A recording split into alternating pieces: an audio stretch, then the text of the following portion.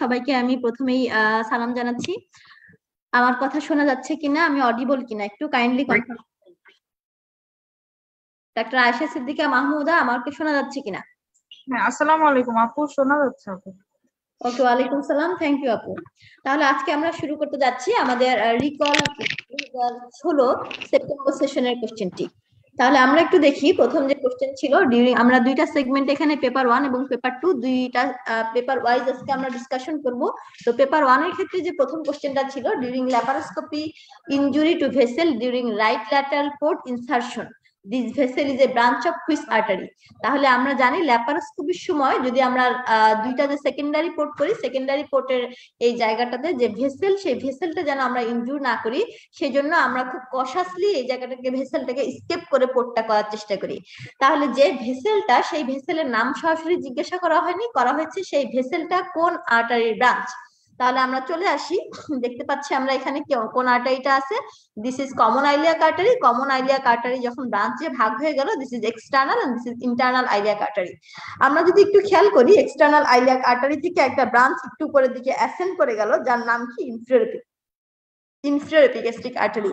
তাহলে আমরা ইউজুয়ালি এই আর্টারির কথাই মাথায় রাখি। তাহলে ইনফেরিয়র এপিগ্যাস্ট্রিক আর্টারি আমরা ইনজুর করতে পারি, যদি কোশ্চেনটা সরাসরি এভাবে আসে তাহলে অ্যান্সার হবে ইনফেরিয়র এপিগ্যাস্ট্রিক আর্টারি। যদি আসে, আজকে যে কোশ্চেনটা আমরা প্রথমেই দেখলাম যে আর্টারিটা অ্যারাইজ করে সে কার ব্রাঞ্চ, তাহলে কোন আর্টারিটাকে আমরা ইনজুরি করতে পারি এবং সে কার ব্রাঞ্চ। তাহলে কোশ্চেনটা ছিল এরকম।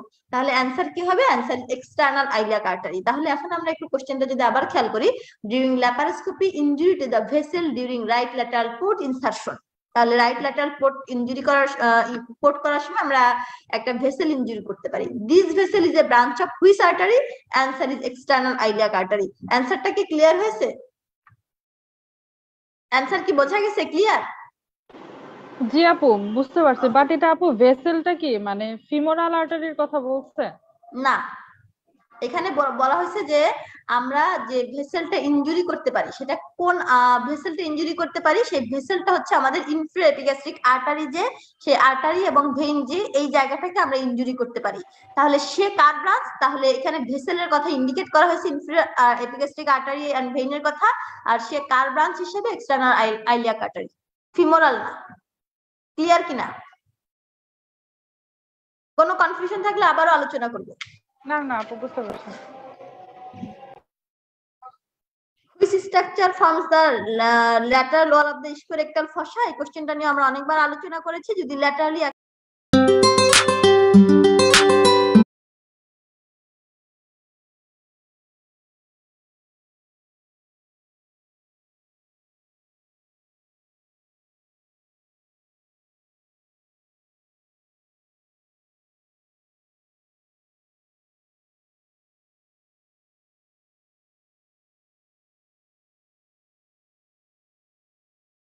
একটাই আমরা দেখতে পাচ্ছি, সেটার নাম কি? অপ্রোটা ইন্টারনাস। মিডিয়ালিকে অনেক সময় দেখা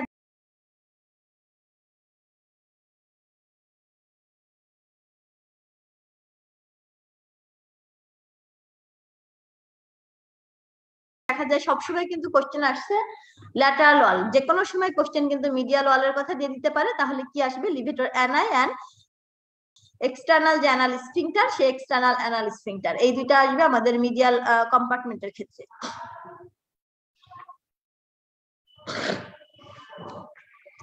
নেক্সট কোশ্চেন আমরা যদি একটু পড়ি তাহলে দেখতে পাই নেক্সট কোশ্চেনে কি লেখা আছে।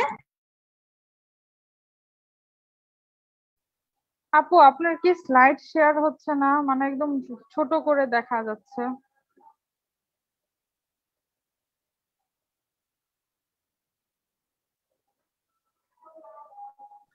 ছোট করে দেখা যাচ্ছে? জি আপু। আচ্ছা, আমি আবারও স্লাইড আবারও শেয়ার করি, দেখি।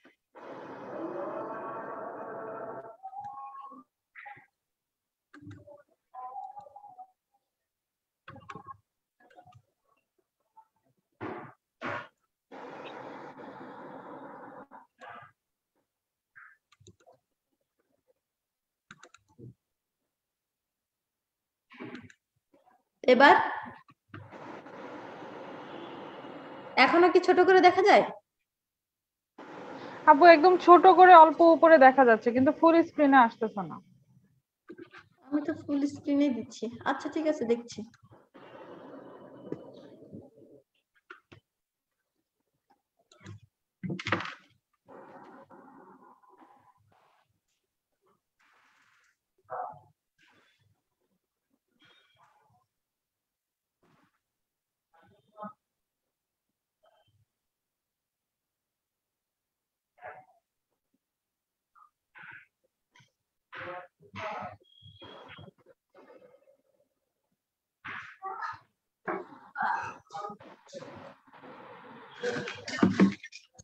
মাহমুদা, জি আপু। তোমার ওখানে একটু দেখো তো কোনো অসুবিধা হচ্ছে কিনা। তোমার ওখানে কেন ফুল স্ক্রিন দেখা যাচ্ছে না? আমি অফিসিয়াল ল্যাপটপে দেখে আসলাম, ওখানে কিন্তু ফুল স্ক্রিনই দেখা যাচ্ছে। আপু এই যে এখন মাত্র আপনার স্ক্রিন শেয়ারিং হচ্ছে, দেখাচ্ছে স্ক্রিন শেয়ারিং, এই যে এখন ঠিক আছে আপু, এখন হয়েছে। ওকে, তাহলে আসি আমরা next question. To perform an elective lower segment caesarean section the obstetrician makes a transverse suprapubic incision. তার মানে কি, আমরা সিজারিয়ান সেকশন করার সময় আমরা নিচের দিকে যে ফেনেস্টাইল যে ইনসিশন দেই, সেই ইনসিশনটার কথা বলা হচ্ছে। Which of the following abdominal wall layer will not be encounter transected during this incision. তাহলে এটা কি হবে, আমরা কোন লেয়ারটা কাটি না। এই কোশ্চেনটা নিয়ে আমরা এর আগে অনেকবার আলোচনা করেছিলাম যে আমরা যখন সিজারিয়ান সেকশন করি তখন আমরা যে ইনসিশন দেই তখন আমরা কোন কোন লেয়ার গুলা কাটি। Skin and fascia, anterior rectus sheath not posterior, then rectus abdominis muscle যেটাকে আমরা স্প্লিট করি ল্যাটারালি, তার পরবর্তীতে আমাদের ফাসা এন্ড পেরিটোনিয়াম চলে আসে, দেন আমরা বাদ বাকি যে কাজগুলো আমরা ব্লাডারটাকে একটু সরিয়ে ইউটেরাসের এখানে যে তারপরে আমরা ইনসিশন দিয়ে তার পরবর্তীতে বাচ্চাটা বের করে নিয়ে চলে আসি। তাহলে আমাদের কোন জায়গাটা কাটা গেল না, সেই জায়গাটা কি, সেটা হচ্ছে আমাদের পোস্টেরিয়র যে রেকটাস শীথ, পোস্টেরিয়র রেকটাস শীথটা কিন্তু আমরা কাটি না। তাহলে অ্যান্সার কি হবে, পোস্টেরিয়র রেকটাস শীথ। তার মানে আমাদের বাকি সবকিছু কাটা যায়। দেখি একটু অ্যান্টেরিয়র রেকটাস শীথ, রেকটাস অ্যাবডোমিনাস মাসল, এটা স্প্লিট করি, স্কিন সাবকিউটেনিয়াস টিস্যু। তাহলে অ্যান্টেরিয়র এবং পোস্টেরিয়র এটা কিন্তু আমাদের পরীক্ষার হলে গন্ডগোল লেগে যাওয়ার সম্ভাবনা বেশি। তাহলে মনে রাখবো আমরা পোস্টেরিয়র রেকটাস শীথটা কাটি না। at what level ovarian artery arise, খুবই গুরুত্বপূর্ণ একটা কোশ্চেন। আমরা যদি জানি একটা কোশ্চেন আসতে পারে ওভারিয়ান আর্টারি কার ব্রাঞ্চ, এক নাম্বার কথা এটা direct branch of the abdominal aorta. দ্বিতীয় যে কোশ্চেন, সে কোন লেভেলে যে অরিজিন হয়। তাহলে সেই লেভেল গুলো যদি আমরা দেখি যে phrenic artery, middle suprarenal artery, renal artery, testicular অথবা ovarian artery, lumbar artery, common iliac artery, সবই কিন্তু অ্যাবডোমিনাল আওর্টার পেয়ার্ড ব্রাঞ্চ। এখন এখান থেকে কোনটা কোন লেভেলে, সেই লেভেল গুলো আমাদের জানতে হয়। যদি একটু আমরা দেখে ফেলি যে this is gonadal artery, either testicular অথবা ওভারিয়ান আর্টারি, তাহলে ব্রাঞ্চটা ইউজুয়ালি কোনটা, ইউজুয়ালি হচ্ছে নাম্বার 2। ঠিক আছে, এটা হচ্ছে আমাদের অ্যান্সার। তবে ক্ষেত্র বিশেষে নাম্বার 3ও হতে পারে, যদি নাম্বার 2 না থাকে তখন আপনারা নাম্বার 3 দিবেন। Which of the following muscle lifts the lesser pelvis through the greater sciatic foramen? আমরা সবসময় কোশ্চেনটা পড়ি যে গ্রেটার sciatic foramen এবং লেসার sciatic foramen দিয়ে কে যায়। তো সেই ক্ষেত্রে আমরা পড়ি গ্রেটার sciatic foramen এর ক্ষেত্রে above the piriformis K pass করে, below the piriformis K pass করে। তাহলে এই কোশ্চেনটা যখন আমরা এভাবে পড়ি তাহলে কিন্তু আমাদের জন্য কোশ্চেনটার অ্যানসার দেওয়া খুবই ইজি। তার মানে আমরা জানি পাইরিফর্মিস মাসল দিয়ে আমরা কিন্তু দুইটা ভাগে ভাগ করে ফেলছি। তাহলে which of the following muscle lifts the lesser pelvis through the greater sciatic foramen? Answer is piriformis. Piriformis muscle সম্পর্কে এবার একটু ইন ডিটেইলস করে যাবেন, কিন্তু কেন জানি মনে হচ্ছে পাইরিফর্মিস থেকে এবার কোশ্চেন আসার সম্ভাবনা আছে। নেক্সট চলে আসি, to reduce post operative pain after caesarean section, an obstetrician performs ilioinguinal and iliohypogastric nerve block on his 25-year-old patient. What is the nerve root of ilioinguinal and iliohypogastric nerve?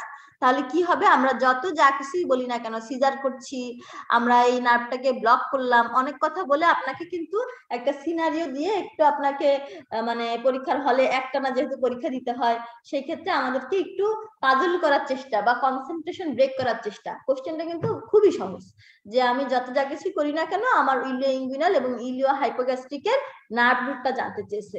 তাহলে এটা nerve root ভ্যালুটা কত, number 1। আমরা যদি একটু number 1 এর দিকে তাকাই তাহলে আমরা দেখতে পাচ্ছি ilio hypogastric and ilioinguinal nerve.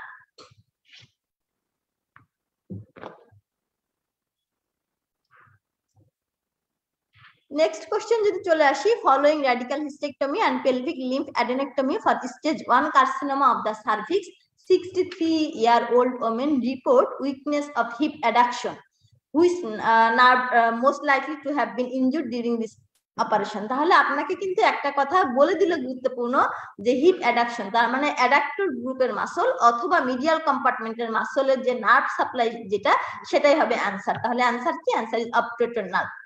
তাহলে আমরা দেখতে পাচ্ছি এই যে মিডিয়াল কম্পার্টমেন্টের নার্ভ কে চলে আসলো, অবট্রেটর নার্ভ। সে একদম মিডিয়ালি যে কি কাজ করবে? অ্যাডাকশনে হেল্প করবে। তাহলে সে যখন হিপ অ্যাডাকশন করতে পারছে না, তাহলে এই নার্ভে সমস্যা।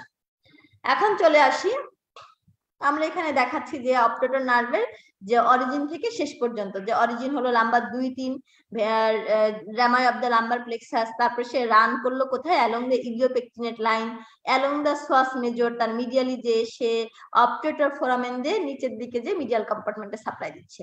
Next question, surgeon want to take blood from femoral artery. Surgeon চাচ্ছে ফিমোরাল আর্টারি থেকে ব্লাড নিতে। এখন বলছে what is the relation of nerve with femoral artery and vein from lateral two medial. তাহলে এই কোশ্চেনটা খুবই গুরুত্বপূর্ণ একটা কোশ্চেন। এক না দুইটা কোশ্চেন এখান থেকে আসে। নার্ভ কি এই শীতের ভেতরে ইনক্লুডেড কিনা? ফিমোরাল শীতের ভেতরে কে কে থাকে? ল্যাটারাল, মিডিয়াল এবং ইন্টারমিডিয়েট কম্পার্টমেন্ট আমরা জানি। তাহলে this is lateral compartment, this is intermediate and this is medial compartment. Medial কম্পার্টমেন্টে কে থাকে? ক্যানাল থেকে। ইন্টারমিডিয়েট কম্পার্টমেন্টে থাকে কে? আর হচ্ছে ল্যাটারাল কম্পার্টমেন্টে কে থাকে? তাহলে এই তিনটা আমরা জানি। যখন আমরা বলবো যে ফিমোরাল নার্ভটা এর কন্টেন্ট কিনা, ফিমোরাল শীতের ভিতরে আমরা দেখতে পাচ্ছি শীতের বাইরের দিকে আছে ফিমোরাল নার্ভটা। এখন বলা হচ্ছে এই যে সিকোয়েন্সটা কি? সিকোয়েন্সটা যদি আমরা একটু দেখি, সিকোয়েন্সটা নার্ভ, আর্টারি এন্ড ভেইন, তাহলে এই সিকোয়েন্সে আছে। তাহলে সেটাই ছিল আপনার কাছে জানার একটা বিষয়, যে ফিমোরাল আর্টারি থেকে তো আমি ব্লাড নিতে চাচ্ছি, নার্ভটা এর কোন রিলেশনে আছে? তাহলে নার্ভটা থাকে এইভাবে। তাহলে আমি যদি ল্যাটারাল টু মিডিয়ালি আসি, nerve, artery and vein. Dorsal artery of clitoris and deep artery of clitoris are a branch of. তাহলে dorsal artery of clitoris and deep artery of the clitoris car branch? internal pudendal artery। যদি আমরা দেখি clitoris, this is dorsal artery of the clitoris, এবং দেখেন deep artery of the clitoris, তাহলে দুইটাই কোথা থেকে আসছে? নিচের দিকে দেখেন তাদের অরিজিন internal pudendal artery। তাহলে internal pudendal artery থেকে deep dorsal artery of the clitoris এর অরিজিন হয়। What is the dermatom level of the suprapubic incision? তাহলে সুপ্রাপিউবিক ইনসিশনের লেভেলে আমরা যদি ডার্মাটমের কথা ভাবি, যদি একটু দেখি, দেখেন আমরা এই লেভেলে ইনসিশন দেই, এই লেভেলের ডার্মাটমটা কত? Number 1। So number 1 is the answer. What is the level of dermatome for epidural umbilical region? তাহলে আম্বিলিকাসের যে ডার্মাটম T10, এটা আপনারা সবাই জানেন। তাহলে আমরা একটু দেখছি যে T10 ঠিক আছে কোথায় যাচ্ছে, দেখেন umbilicus, around the umbilicus. What is the nerve supply of external anal sphincter? External anal sphincter nerve supply কে দেয়? আমরা জানি পুডেন্টাল নার্ভ। তাহলে pudendal nerve is the answer. তাহলে nerve supply of the anal canal, involuntary internal sphincter supplied by sympathetic fiber from inferior hypogastric plexus, and voluntary external sphincter supply দেয় কে? by infrarectal nerve। infrarectal nerve car branch? Branch of the pudendal nerve. সরাসরি specific আপনাদেরকে infrarectal নার্ভও জানতে চাইতে পারে, অথবা যদি একটু সহজ করে দেয় তাহলে পুডেন্টাল নার্ভের উপর দিয়ে পার পেয়ে যেতে পারেন। এছাড়া কি? Perineal branch of the fourth sacral nerve. Which structure in female is homologous to male prostate? এটার একটা চমৎকার ছবি এর আগে আমি দেখিয়েছিলাম। তাহলে এখানে কোনটা আমরা জানি যে homologous of the male prostate is Skene's gland. তাহলে এই যে আমাদের এই সামারিটা আছে, আমাদের এটা কিন্তু একদম মুখস্থ করে ফেলতে হবে। ওভামের হোমোলোগাস স্ট্রাকচার কে, ওভারির হোমোলোগাস স্ট্রাকচার কে, লেবিয়া মেজোরা, মাইনোরা, প্রত্যেকটা জিনিস ঠিক আছে, এখানে কোনোটা মিস করার সুযোগ নেই। তাহলে স্কিনেস গ্ল্যান্ড যদি না দিয়ে এখানে দিত প্যারাইউরেথ্রাল গ্ল্যান্ড, সেটাও আমরা ট্রু দিতাম। স্কিনেস গ্ল্যান্ডের আরেক নাম কি? প্যারাইউরেথ্রাল গ্ল্যান্ড। ইউরেথ্রার নিচের দিকে ছোট ছোট দুইটা ওপেনিং থাকে, যেটাকে আমরা বলি প্যারাইউরেথ্রাল গ্ল্যান্ড, অপর নাম Skene's gland, which is the homologous of prostate. Pudendal cleft is defined as, pudendal cleft কাকে বলবেন? এই যে যদি আমরা মাঝখানে দেখি, দেখেন একটা অ্যারো চিহ্ন দেওয়া হয়েছে, ইন বিটুইন লেবিয়া মেজোরা, আমরা বড় করে লিখে দিয়েছি লেবিয়া মেজোরা। তাহলে ইন বিটুইন লেবিয়া মেজোরা যে স্পেসটুকু পাবেন, this is pudendal cleft. What is the anatomical location of the Bartholin gland? অনেকভাবে ডিফাইন করা যায়, আমরা এর আগে শিখেছি। তাহলে সংক্ষিপ্ত যদি এই পিকচারটা আপনারা মাথায় রাখেন, মাথায় নিয়ে যাবেন, তাহলে অ্যান্সার ক্লিয়ার। তাহলে anatomical location of the Bartholin gland, এটা কোন লোকেশন ছিল? এই জায়গাটার নাম কি? আমরা জানি সুপারফিশিয়াল পেরিনিয়াল পাউচ। ভেতরের দিকে ডিপে থাকে কোন space? This is deep perineal pouch. তাহলে deep perineal pouch, perineal membrane, superficial perineal pouch. তাহলে গ্রেটার ভেস্টিবুলার গ্ল্যান্ড আমরা অন্যভাবে বলতে পারি বার্থলিন গ্ল্যান্ড, সে আছে কোথায়? সুপারফিশিয়াল পেরিনিয়াল পাউচে। যদি বলা হতো এর হোমোলোগাস কে? Bulbourethral gland. বালবোইউরেথ্রাল গ্ল্যান্ড কোথায় আছে? ডিপ পেরিনিয়াল পাউচে। তাহলে আমরা সেই জিনিসটা দেখতে পাচ্ছি ডাক্ট অফ দ্য বার্থেলিন গ্ল্যান্ডের কথা যদি বলি, এই পাশাপাশি সবসময় যে বার্থেলিন গ্ল্যান্ড থেকে কোশ্চেন আসবে তাও না, কখনো কখনো দিতে পারে duct of the Bartholin gland কোথায় সিচুয়েশন, তাহলে দিস ইজ বার্থেলিন গ্ল্যান্ড এবং তার ডাক্ট আমরা দেখতে পাচ্ছি। তাহলে duct of the Bartholin gland এরা কোথায় থাকে, সে থাকে in between introitus and outside the hymen. তাহলে runs downward and inward to open at the introitus and outside the hymen. This is the answer. Pyramidalis is supplied by which nerve? Pyramidalis নামে যে আমাদের একটা muscle ছিল, আমরা যদি একটু দেখি, দিস ইজ পিরামিডালিস মাসল। তাহলে পিরামিডালিসের ক্ষেত্রে আমরা একটু যদি পড়ি, তাহলে এটার অরিজিন কোথায়? Pubic crest and pubic symphysis. আপনারা দেখতে পাচ্ছেন pubic crest and pubic symphysis. Insertion কোথায় নেয়? Lower part of the linea alba. সে এই যে উপরের দিকে লিনিয়া অ্যালবা হিসেবে চলে যায়, তাহলে lower part of the linea alba হিসেবে তার ইনসারশন হয়। নার্ভ সাপ্লাই কিভাবে পায়? Through subcostal nerve. সে কি কাজ করে? Stresses the linea alba. তাহলে সে লিনিয়া অ্যালবাকে স্ট্রেস দেয়। তাহলে this is the function of the pyramidalis muscle. Pain due to ovarian irritation can be felt through which nerve? তাহলে কেন আপনি ওভারিয়ান ইরিটেশনের কারণে পেইন পান? কারণ একই same nerve supply, this is T10. During laparoscopy, structure is seen which of a remnant of the mesonephric duct. তাহলে আমরা মেজোনেফ্রিক ডাক্টের ক্ষেত্রে অসংখ্যবার পড়েছি, রেমনেন্ট হিসেবে কি পাই? ইপোফোরন, প্যারাফোরন, হাইড্রাটিড অফ দ্য মরগ্যাগনি এবং নিচের দিকে গাটনার ডাক্ট। তাহলে এই যে মেজোনেফ্রিক ডাক্ট, সে চলে যায়, কিন্তু সে চলে গেলেও সে যে জিনিসটা রেখে যায় সেই জিনিসটারই হচ্ছে আমরা যে জিনিসটা আমরা পেয়ে যাই, তাহলে ইপোফোরন, প্যারাফোরন, তারপরে গাটনার ডাক্ট, এরা তাদের রেমনেন্ট হিসেবে থেকে যায়। During sacrospinous ligament fixation, which artery can be damaged? তাহলে স্যাক্রোস্পাইনাস লিগামেন্ট ফিক্সেশনের জন্য আমরা কোন আর্টারিটা ড্যামেজ করি? This is sacrospinous ligament. আমরা দেখতে পাচ্ছি, তাহলে এই যে আপনি যে জিনিসটা দেখতে পাচ্ছেন এটা কি? Pudendal artery. তাহলে আমরা এখানে যখন স্যাক্রোস্পাইনাস লিগামেন্ট ফিক্সেশন করতে যাব, তাহলে যেই আর্টারিটা তার পাশ দিয়ে যাচ্ছে সেটাই ড্যামেজ হওয়ার সম্ভাবনা সবচেয়ে বেশি। তাহলে দেখেন তো এখানে অ্যান্সার কি হবে? This is pudendal artery. তাহলে ডিউরিং স্যাক্রোস্পাইনাস লিগামেন্ট ফিক্সেশন কোন আর্টারিটা ড্যামেজ হতে পারে? Answer is internal pudendal artery. পিকচারটা মাথায় গেঁথে রাখেন, আজীবন কখনো কোনোদিন ভুলবেন না। এরপরে কোশ্চেন, সুপিরিয়র ভেসিক্যাল আর্টারি যে direct branch of. Superior vesical artery car direct branch? আমরা যদি দেখি এদিক থেকে যদি আপনি একটু তাকান, তাহলে দেখতে পাচ্ছেন this is superior vesical artery. তাহলে this is internal iliac artery. তাহলে এই যে এটা ছিল আমাদের কমন আইলিয়াক আর্টারি, তার ভেতরের দিকে চলে আসলো ইন্টারনাল, এবং বাইরের দিকে যেটা চলে যাচ্ছে আর একটা আর্টারি চলে যায় এক্সটার্নাল আইলিয়াক আর্টারি। তাহলে ইন্টারনাল আইলিয়াকের ক্ষেত্রে একটা অ্যান্টেরিয়র ডিভিশন, একটা পোস্টেরিয়র ডিভিশন। তাহলে অ্যান্টেরিয়র ডিভিশন থেকে দেখেন যে আর্টারিটা ভিতরের দিকে চলে আসলো, সেই আর্টারিটা প্রথমে কাকে সাপ্লাই দিচ্ছে? ব্লাডারকে। সো ভেসিক্যাল, তার মানে superior vesical artery is the branch of anterior division of the internal iliac artery. এই অ্যান্সারে কোনো কনফিউশন করার সুযোগ নাই। In renal transplant kidney is anastomosis too. কার সাথে anastomosis করা হয়? Through external iliac artery. Symphysis diathesis, নতুন একটা term in a patient. What is the type of joint which is involved? তাহলে এটাকে symphysis diathesis কোনটা সেটা আপনাদেরকে জানতে হবে। সেটা একটু যদি আপনারা তাকায় দেখেন, তাহলে পিবিক সিম্ফাইসিস এর আরেক নাম হচ্ছে symphysis diathesis। তাহলে এটা কোন ধরনের জয়েন্ট? আমরা জানি বডির মিড লাইনের যে জয়েন্ট গুলো সেগুলো ইউজুয়ালি সেকেন্ডারি কার্টিলেজিনাস জয়েন্ট হয়। তাহলে this is secondary cartilaginous joint. অনেক সময় এইভাবে পিকচার দিয়ে আপনাকে বলে দিতে পারে এই জয়েন্টের নাম কি, দেখা গেল সেই ক্ষেত্রে পিবিক সিম্ফাইসিস অপশনটাই নাই। Correct relation of round ligament with its embryological origin and anatomy is? তাহলে আমরা যদি একটু দেখি কারেক্ট রিলেশন কি, আমরা জানি এই যে ওভারি, ঠিক আছে, এই কর্নারে ওভারি থাকলো, এই কর্নারে যে জিনিসটা থাকে গুবার্নিকুলাম, যেটা সেই গুবার্নিকুলাম সেটাকে গভর্ন করে নিচের দিকে নিয়ে আসে। তাহলে তার এক মাথায় সে কিভাবে থাকতেছে? সে ইউট্রাসের যে কর্ণ, সেই কর্ণ থেকে অ্যারাইজ করে, আমরা যদি কর্ণ থেকে অ্যারাইজ করে গভর্ন করে সে কি কাজ করে? ইনগুইনাল ক্যানালের ভিতর দিয়ে সে লেবিয়া মেজরাতে এসে ইনসারশন নেয়। তাহলে আমরা সেটাই দেখছি থ্রু কর্ণ, কর্ণ থেকে আসলো ইনগুইনাল ক্যানাল হয়ে সে লেবিয়া মেজরাতে চলে যায় ইনসারশন নিচ্ছে। তাহলে অনেক সময় কোশ্চেনটা আসে কোথা থেকে অরিজিন করলো, কোথায় যে ইনসারশন নিল, এটা এক ধরনের কোশ্চেন আসে। তাহলে এইবার আমাদের এখানে এমব্রায়োলজিক্যাল অরিজিনটা কোথায় ছিল? গুবার্নিকুলাম ওভারি, এবং তার যে ইনসারশনটা হলো কিভাবে? In front of the uterine cornu to the labia majora. This is the answer. Partial মোলের জেনোটাইপ কি? খুবই সহজ একটা কোশ্চেন, 69XXY। এই পিকচারটা সম্পর্কে আমরা এর আগে জানি, যদি কমপ্লিট মোল হতো তাহলে 46xx লেয়ার সারাউন্ডিং দ্য জোনা পেলুসিডা। তাহলে আমরা যদি একটু দেখি বাইরে থেকে ভিতরে কয়েকটা ব্যারিয়ার পেনিট্রেট করতে হয় একটি স্পার্মকে, আমরা জানি this is corona radiata, this is zona pellucida, তার পরবর্তীতে থাকে পেরিভিটালাইন স্পেস, দেন হচ্ছে সাইটোপ্লাজম নিউক্লিয়াস এগুলা। তাহলে এটা যদি জোনা পেলুসিডা হয় তাহলে তার বাইরে কোন লেয়ারটা আছে, তাহলে অ্যান্সার ইজ একদমই easy, this is easy answer, this is corona রেডিয়েটা।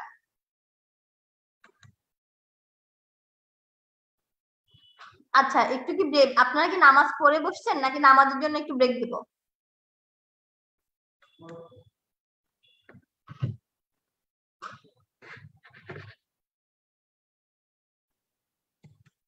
Doctor আখি এবং ডাক্তার আয়েশা সিদ্দিকা মাহমুদা, যদি নামাজের জন্য বিরতি দেই তাহলে একদমই আজকে বেশি সময় নিব না, জাস্ট 5 মিনিট, মানে 5 মিনিটই বিরতি নিব। আর যদি মনে করেন যে না আপনারা নামাজ পড়ে বসছেন তাহলে আমি ক্লাস কন্টিনিউ করব।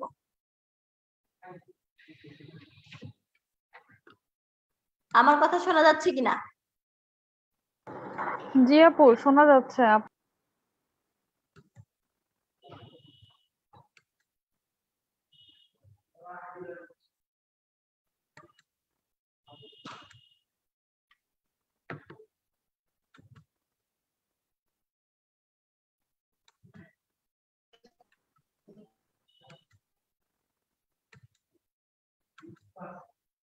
আচ্ছা ঠিক আছে, তাহলে আমার মনে হয় যে যেহেতু আজান হয়ে গেছে 5 মিনিটের জন্য বিরতি থাকুক।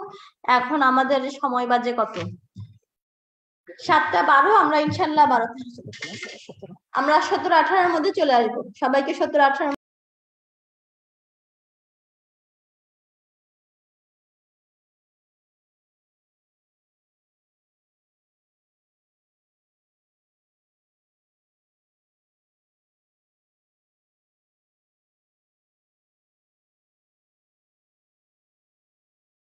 আমাদের নেক্সট কোশ্চেনে what happen to decidua basalis in the third trimester. তো এই কোশ্চেনটার অ্যান্সার যদি আমরা একটু তাকাই, আমরা জানি pregnant endometrium is called decidua. তাহলে এই সময় যে এন্ডোমেট্রিয়াম সেটা হকে আমরা বলছি this is the endometrium of the gravid uterus, that means pregnant endometrium. যে কথাটা আমি বলেছি 4টা পার্ট থাকে, বেজালিস, ক্যাপসুলারিস, প্যারাটালিস এন্ড রিফ্লেক্সা বলা হয়। আমরা ইউজুয়ালি বেজালিস, ক্যাপসুলারিস এবং প্যারাটালিস এই তিনটার সাথে আমরা পরিচিত। তাহলে বেজালিসের কি ঘটনাটা ঘটে একটু যদি তাকাই, it forms the maternal part of the placenta. তাহলে এটাই হলো আমাদের অ্যান্সার। তাহলে ডেসিডুয়া বেজালিস কি হয়, মার্জ উইথ দ্য প্লাসেন্টা। আরো স্পেসিফিক ভাবে যদি আপনাকে বলা হয় তাহলে maternal part of the placenta. The ureteric bud is derived from which of the following embryonic structure? তাহলে এটা আমরা আগে থেকেই পড়েছিলাম, দিস ইজ মেজোনেফ্রিক ডাক্ট। আমরা যদি শুরু থেকে জানি তাহলে মেজোনেফ্রন, তার পরবর্তীতে কি হয়, মেজোনেফ্রিক ডাক্ট হয়। তারপরে এই দিকে দেখেন আরেকটা ডাইভার্টিকুলার টাইপ তৈরি হচ্ছে, এটা কি, দিস ইজ ইউরেটেরিক বার্ড। তাহলে আপনাকে যদি কোশ্চেন করা হয় ইউরেটেরিক বার্ডের অরিজিনটা কি, তাহলে ইউরেটেরিক বার্ডের অরিজিন হিসেবে আপনি কাকে পেয়ে গেলেন, মেজোনেফ্রিক ডাক্ট। তাহলে মেজোনেফ্রিক ডাক্ট হোক তাহলে ইউরেটারিক বার্ড অথবা নেফ্রিক ডাক্ট যেটাই আসুক না কেন, সেটা আসবে কোথা থেকে, মেজোনেফ্রিক ডাক্ট থেকে। তাহলে the ureteric bud is derived from which of the embryonic structure? Answer is mesonephric duct. আমি আবারও বলছি, এই যে ইউরেটারিক বার্ডের এই পিকচারটা একটুখানি লাস্টের এই পিকচারটা মাথায় রাখবেন, মনে থাকবে কিনা ডাক্তার আয়েশা সিদ্দিকা মাহমুদা এবং আখি আপু, আমি দুইজনকে জানতে চাচ্ছি, কারণ এই কোশ্চেনটা অনেকবার কোশ্চেন আসছে। আমরা জানি প্রোনেফ্রোজ, প্রোনেফ্রিক ডাক্ট, মেজোনেফ্রোজ, মেজোনেফ্রিক ডাক্ট। কথাটা কিভাবে আসে, যখন ইন্টারমিডিয়েট মেজোডার্ম আমরা পড়ি তখন আমরা কয়েকটা ভাগে 4-5টা ভাগ করি, দিস ইজ প্রোনেফ্রোজ, প্রোনেফ্রিক ডাক্ট। তারপরে কি হলো, মেজোনেফ্রোজ, মেজোনেফ্রিক ডাক্ট। পরবর্তীতে এই মেজোনেফ্রিক ডাক্টের থেকে আরো কিছু আমাদের জেনিটো ইউরিনারি পার্ট তৈরি হওয়ার জন্য চলে আসে ইউরেটেরিক বার্ড এবং হচ্ছে নেফ্রিক ডাক্ট। তাহলে ইউরেটেরিক বার্ড থেকে কিছু অংশ চলে আসে এবং হচ্ছে kidney, major calyx, minor calyx এগুলা চলে আসে আমাদের যে নেফ্রিক পার্ট। এক কথায় জেনিটো ইউরিনারি ডাক্টটা এই অংশগুলা থেকে তৈরি হয়। বোঝা যাচ্ছে? জি আপু, জি আপু, বোঝা যাচ্ছে। এরপরে কোশ্চেন চলে আসে lower part of the vagina is derived from। এটা আমরা জানি ডুয়াল অরিজিন একটা ভ্যাজাইনা, সেই ক্ষেত্রে আপার পার্ট এবং লোয়ার পার্ট। সরাসরি এখানে লোয়ার পার্টটা জানতে চেয়েছে, তাহলে লোয়ার পার্টটা আমরা সবসময় স্পেসিফিক ভাবে বলি কোনটা, ইউরোজেনিটাল সাইনাস থেকে আসে।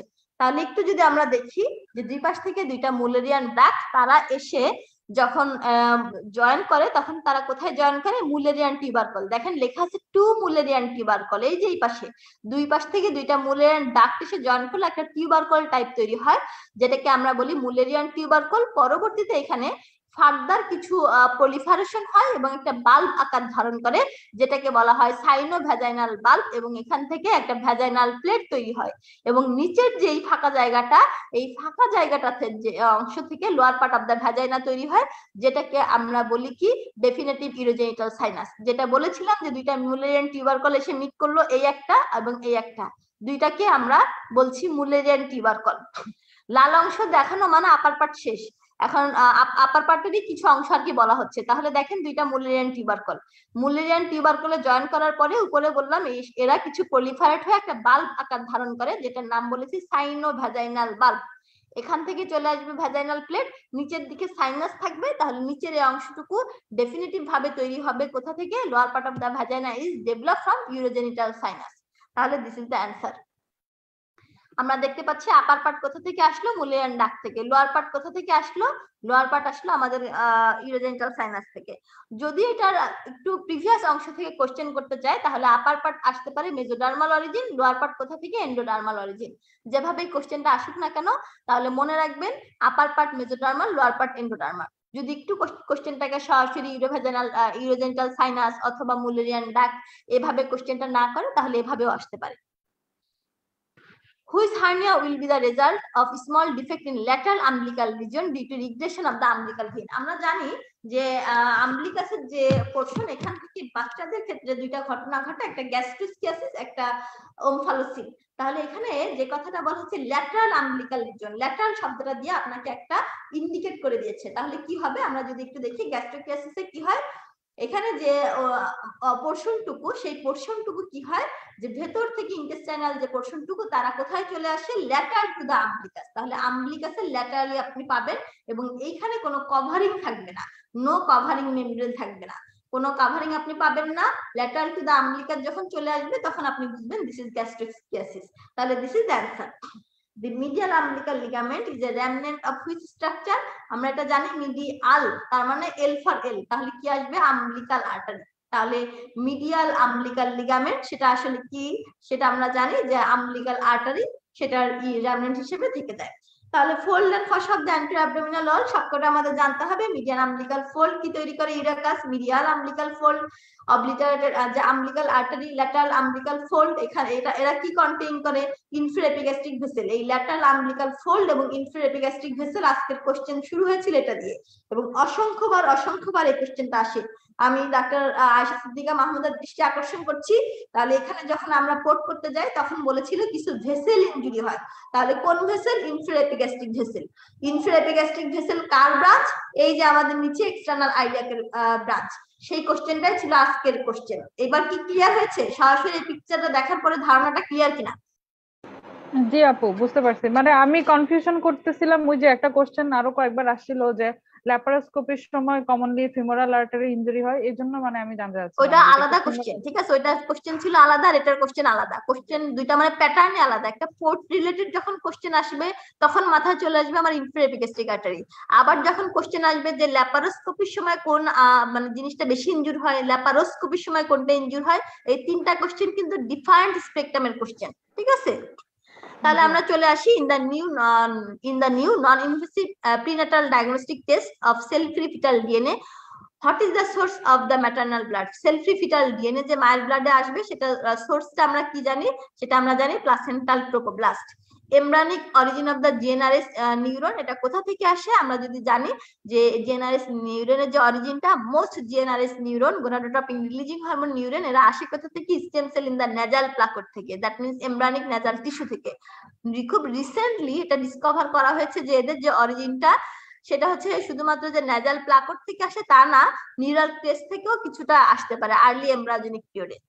গ্যাস্ট্রুলেশনের প্রসেসটা কি? Gastrulation is the process of, আমরা কখন বলি গ্যাস্ট্রুলেশন, যখন তিনটা germ layer, that means ectoderm, mesoderm এবং এন্ডোডার্ম তৈরি হয়, তাকে আমরা বলি গ্যাস্ট্রুলেশন। ইনডিফারেন্সিয়েটেড গোনাড মানে মেলও না ফিমেলও না, এইরকম একটা অবস্থা যখন থাকে, তাহলে এই ইনডিফারেন্সিয়েটেড গোনাড অ্যারাইজ ফ্রম কোথা থেকে, ইন্টারমিডিয়েট মেজোডার্ম। ইন্টারমিডিয়েট মেজোডার্ম থেকে এটা আসবে। তাহলে আমরা দেখতে পাচ্ছি এই গোনাডটা কি ইনডিফারেন্সিয়েটেড গোনাড, আইদার মেল অথবা ফিমেল টেস্টিস অথবা ওভারি, কোনো কিছুই কিন্তু না। ফার্দার ডেভেলপমেন্টে বা ফার্দার যে উইক, যে ডেভেলপমেন্টাল উইক গুলা শুরু হবে, তখন এটাকে ক্লিয়ারলি আইডেন্টিফাই হবে। তাহলে আমরা দেখতে পাচ্ছি এই যে জেনিটাল রিজ, এখানে কিন্তু কোনো ঘটনা এখনো ঘটেই নাই, আস্তে আস্তে ঘটবে। What is the name of the structure that shunt oxygenated blood from the right to left atrium in the fetus? তাহলে আমরা যদি দেখি যে যে ঘটনাটা বললো যে oxygen right to left atrium, তাহলে রাইট অ্যাট্রিয়াম থেকে লেফট অ্যাট্রিয়ামে যে যাবে, মাঝখানে কি আছে দেখেন, ফোরামেন ওভালি। তাহলে এই যে জায়গাটা, এই জায়গাটা তাকে পার হয়ে যেতে হবে। Which of the following agent can causes premature closure of the patent ductus arteriosus? একদমই বাচ্চাকালের question, this is indomethacin. What do the bottom and top represent on box and whisker plot? এটা আমরা জানি আপার এন্ড লোয়ার কোয়ার্টাইল, তাহলে this is upper and this is lower. তাহলে এই যে দুইটার মাঝখানে এভাবে আমরা বক্স এন্ড হুইস্কার প্লটটা বের করি। তারপর আরেকটা কোশ্চেন ছিল ম্যান হুইটনি টেস্টের একটা কোশ্চেন, নন প্যারামেট্রিক যে স্ট্যাটিস্টিক্যাল টেস্ট, কোনটা আমরা ইউজ করি, ইউজুয়ালি মেইনলি ইউজ করি ম্যান হুইটনি টেস্ট। এরপরে আমাদের রেট্রোস্পেক্টিভ কোহর্ট থেকে একটা কোশ্চেন ছিল মিন মিডিয়ান মোড, যেটা এই তিনটার মধ্যে থেকে মোডের যে বিষয়টা সেটার একটা সিনারিও দিয়ে সেটা বের করতে বলছিল। অড রেশিওর কোশ্চেনটা অনেকবার এসেছে। বিএমআই যেটা ভ্যারিয়েবল থেকে কোশ্চেন ছিল যে বিএমআই কোন ধরনের ভ্যারিয়েবল। বিএমআই এর ক্ষেত্রে আমরা জানি বিএমআই একটা ক্যাটাগরিক্যাল ভ্যারিয়েবল। এরপরে স্ট্যান্ডার্ড যে স্ট্যান্ডার্ড ইরর অফ দা মিন বের করার একটা সূত্রের একটা অংশ ছিল। আমরা একটা ভ্যারিয়েবল দেখছিলাম যে ভ্যারিয়েবল কোয়ালিটেটিভ এবং কোয়ান্টিটেটিভ ভ্যারিয়েবল আছে। কোয়ালিটেটিভ এর মধ্যে নমিনাল এবং অর্ডিনাল, কোয়ান্টিটেটিভ এর মধ্যে ডিসক্রিট এবং কন্টিনিউয়াস, এই ধরনের ভ্যারিয়েবল অনেক কিছুই থাকে। আবারও একটা বায়োস্ট্যাটের একটা স্ট্যান্ডার্ড ডেভিয়েশনের একটা অঙ্ক ছিল। এরপরে আসি, এই সেশনে অনেকগুলো কোশ্চেন ছিল। টাইপ 1 স্ট্যাটিস্টিক্যাল ইরর যে তার একটা কোশ্চেন ছিল। আবারও যদি আমরা একটু দেখি, এই কোশ্চেনটাও এর আগে আলোচনা হয়েছে। এখন চলে আসি, in which phase of the cell cycle do chromosome are align to the equatorial phase বা ইকুইটোরিয়াল প্লেট? কখন হচ্ছে ক্রোমোজোম গুলা অ্যালাইন করে ইকুইটোরিয়াল প্লেটে? আমরা যদি একটু তাকাই, দেখেন এই যে দুই পাশে এরকম যে একটা কন্ডিশন, ঠিক আছে, in metaphase chromosome line up to along the metaphase plate, এটাকে আমরা একটা ইমাজিনারি প্লেন হিসেবে চিন্তা করি, এবং এই সময় দেখা যায় ইকুইটোরিয়াল প্লেটে এই মেটাফেজ স্টেজে ক্রোমোজোম গুলা লাইন আপ করা থাকে। তাহলে এই যে দেখেন মেটাফেজ ফেজ, এই যে দেখেন মেটাফেজে সব এক লাইনে আছে, ঠিক আছে, এই যে দেখেন সব এক লাইনে আছে। তাহলে আমরা বলবো এটার নামে ইকুইটোরিয়াল প্লেট এবং ক্রোমোজোম গুলো সব একই অ্যালাইনমেন্টে থাকে। This is the equatorial plate, এবং এটা কোন ফেজে আমরা পাচ্ছি? মেটাফেজ ফেজে পাচ্ছি। তাহলে বড় বড় করে মেটাফেজ লাল কালি দিয়ে বলার দরকার এটাই, বা আপনাদেরকে এই ইনফরমেশনটাই দিতে চাচ্ছি যেন এটা আপনার ভিজুয়াল এবং মাথার ভিতরে গেঁথে যায়, যেন ভুলটা না হয়। Which chromosome are capable of Robertsonian translocation? এটা আপনারা খুবই মানে চমৎকার একটা কোশ্চেন এবং সবাই জানেন। ইউজুয়ালি আমরা যেটা পড়ি 13 আর 21, তাই না? 13 আর 21 সম্পর্কে আমরা বেশি পড়ালেখা করি, বাকিগুলা কিন্তু আমরা বেশি পড়ি না। তাহলে এটা আমরা জেনে রাখবো 13, 14, 15, 21, 22। In which stage DNA replicate? কোন স্টেজে ডিএনএ রেপ্লিকেশন হয়? S phase. আরেকটা চমৎকার ইনফরমেশন যে এস ফেজে কিন্তু সবকিছু সিনথেসিস হয়। তাহলে আপনাকে যখন বলা হবে when does DNA replication occur? During interphase in the S অথবা synthesis phase the DNA replicate, তার মানে কি makes a copy of itself. তাহলে আমরা জানবো যে মেইনলি এস ফেজে কি হয়? রেপ্লিকেশনটা হয়। What is the primary function of DNA polymerase? DNA পলিমারেজের ফাংশন কি? সে নিউক্লিওটাইডকে অ্যাড করে এবং ডিএনএ কে রিপেয়ার করে, ঠিক আছে? তাহলে ডিএনএ, এই যে দেখেন DNA repair and patching of the DNA, আর কি পলিমারাইজেশন করে এবং হচ্ছে রিপেয়ার করে এনজাইমকে। নিচের দিকে যদি আমরা তিনটা দেখি তাহলে কিন্তু আমরা আমাদের অ্যানসারটা এই ক্ষেত্রে পেয়ে যাব।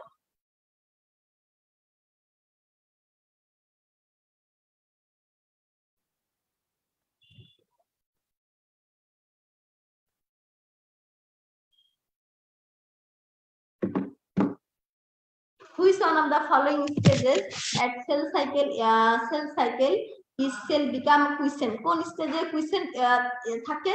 G0 যে ফেজ, G0 ফেজে।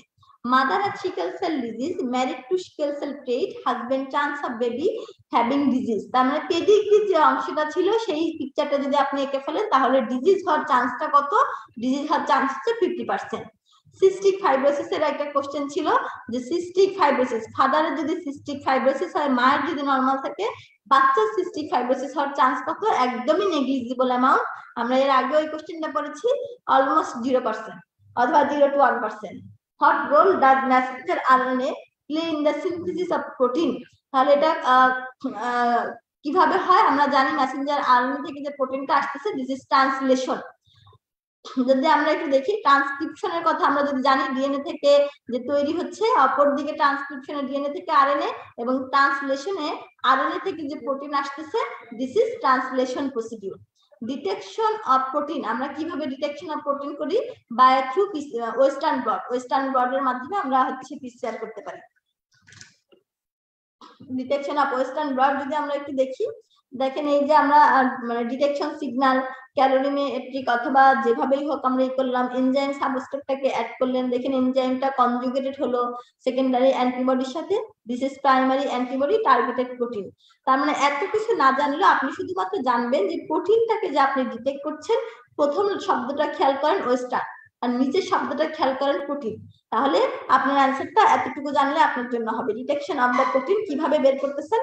By western blot. ঠিক আছে, মাঝখানের মেকানিজমের কিচ্ছু আপনার লাগবে না, তাহলে প্রোটিন ডিটেক্ট করা হয় by western blot. This is the information for MRCOG exam, just এতটুকুই আপনার জন্য যথেষ্ট। Which nucleotide only present in DNA? এখানে যেগুলো আছে, ইউরাসিল আপনি জানেন কেবলমাত্র আরএনএ এর ক্ষেত্রে পাওয়া যায়, তাহলে অ্যান্সার হবে কি এই ক্ষেত্রে? থায়ামিন। তাহলে নিউক্লিওটাইডের ক্ষেত্রে আমরা জানি nucleotide consist of single molecular, আমরা ডিএনএ আরএনএ যেটাই বলি না কেন এর সাথে কি কি থাকে? একটা ফসফেট গ্রুপ থাকে, একটা নাইট্রোজেন কন্টেইনিং বেস থাকে, বেজের ভিতরে ডিএনএ এর ক্ষেত্রে অ্যাডেনিন, সাইটোসিন, গুয়ানিন, থাইমিন থাকে, আরএনএ এর ক্ষেত্রে বেস হিসেবে কেবলমাত্র ইউরাসিল থাকে in the place of the thymine. তাহলে আমরা সেই ফসফেট, নাইট্রোজেন এবং যে পেন্টোজ সুগার সেই পোরশনটা দেখছি। নাইট্রোজেনাস বেজের মধ্যে adenine, guanine, thymine, cytosine, uracil. Uracil পাবেন কিসের ক্ষেত্রে? ইউরাসিল পাবেন আরএনএ এর ক্ষেত্রে, থায়ামিন পাবেন ডিএনএ এর ক্ষেত্রে। তাহলে পিউরিন এবং পাইরিমিডিন, আমরা এই তিনটা দেখছি। পাইরিমিডিনের মধ্যে কি আছে? সাইটোসিন এবং থায়ামিন। পিউরিনের মধ্যে গুয়ানিন এবং অ্যাডেনিন। এরপর একটা কোশ্চেন ছিল, খুবই সহজ একটা কোশ্চেন, না জানলে আর কি কঠিন। ইমেজটা একটা ইমেজ দেওয়া ছিল, এই ক্ষেত্রে লাস্টের দিকে যদি আপনি দেখেন 22 এর পরে 23, এখানে একটা এক্সট্রা এক্স ক্রোমোজোম যুক্ত হয়েছে, তাহলে আপনার এটা কি ইন্ডিকেট করে? দিস ইজ ক্লিনফিল্টার সিনড্রোম, তাই না? What is the diagnosis? This is Klinefelter syndrome. Pedigree ছিল একটা এক্স লিঙ্ক রিসেসিভের, যতগুলো X linked recessive type pedigree আছে আমি আপনাদের জন্য আনার চেষ্টা করেছি, যেন যেটাই দেখ না কেন আপনাদের যেন মিস না হয়। This is the x linked recessive pedigree. আবার এক্স লিঙ্ক রিসেসিভের আরো একটা পেডিগ্রি এইভাবেও কিন্তু আসতে পারে। This is x link pedigree. লাস্টের এই জিনিসটুকু, যে কোনো একটা পেডিগ্রি পাওয়ার সাথে সাথেই আপনি আগে চিন্তা করে ফেলবেন যে কথাটা, যে এটা এক্স লিঙ্ক রিসেসিভ না এক্স লিঙ্ক ডমিনেন্ট, যেটাই হোক না কেন কেন হবে এটা বের করার ক্ষেত্রে আপনি কয়েকটা জিনিস মাথায় রাখবেন। এটা এক্স লিঙ্ক ডমিনেন্ট যদি হয় তাহলে কিভাবে বের করবেন? All affected male have affected mother and daughter. X link dominant কেন হয়? বিকজ ইন্ডিভিজুয়াল, এর ক্ষেত্রে দুইটা সন অবশ্যই ট্রেট পাবেন আপনি। যদি রিসেসিভ হয় তাহলে দেখবেন অল অ্যাফেক্টেড ফিমেল এর অ্যাফেক্টেড ফাদার আছে এবং ছেলে সন্তান আছে। তার মানে ফিমেলদের ক্ষেত্রে যে অ্যাফেক্টেড ফিমেল হলে তার অ্যাফেক্টেড ফাদার এবং তার সন্তানরা অ্যাফেক্টেড হবে, বিশেষ করে মেল সন্তানরা। X linked recessive because it skip generation. Generation skip আপনি কোথায় পাবেন? এক্স লিঙ্ক রিসেসিভ এর ক্ষেত্রে। Which hormone prevent regression of the corpus luteum? কোন হরমোনটা কর্পাস লুটিয়াম রিগ্রেশনে হেল্প করে? HCG, beta hCG. Estradiol 20% bound হয় কার সাথে? বাই অ্যালবুমিনের সাথে। Patient with primary hyperparathyroidism, what will be the correct value of calcium and phosphate? তাহলে এটা কিসের কোশ্চেন ছিল? ক্যালসিয়াম মেটাবলিজমের ক্ষেত্রে যে আমরা তিনটা হরমোন করি সেটার একটা কোশ্চেন ছিল। তাহলে প্যারাথাইরয়েডিজমের সাথে বলা হচ্ছে, তাহলে এখানে কি হবে? ক্যালসিয়ামটা বাড়বে, ফসফেটটা কমবে। এডিএস সিনথেসাইজ হয় কোথা থেকে? Paraventricular nucleus of the hypothalamus. আমরা জানি এই যে পোস্টেরিয়র পিটুইটারি থেকে এডিএস এবং অক্সিটোসিন আসে, তাহলে পোস্টেরিয়র পিটুইটারি কোন জায়গা থেকে আসে? Paraventricular nucleus of the hypothalamus থেকে, এবং সুপ্রাঅপটিক থেকেও কিন্তু আসে। সুপ্রাঅপটিক থেকে আসে না তা না, এখানে একটা জিনিস আছে মেইনলি এবং হচ্ছে পার্টলি, এরকম একটা কথা আছে, কিন্তু এখানে দেখেন সেই আমার সুপ্রাঅপটিকের কথাটা আনেই নেই। অ্যাসিডোফিলিক সেল, নিউরোএন্ডোক্রাইন সেল, তার মানে প্যারাভেন্ট্রিকুলার সেল ছিল, তার মানে প্যারাভেন্ট্রিকুলার ইজ দ্য অ্যান্সার। সে কিভাবে ডায়োডেসিস করছে তার একটা মেকানিজম এখানে দেখানো হয়েছে। Human placental Lactogen similar to, human placental Lactogen car similar? Growth হরমোনের সিমিলার।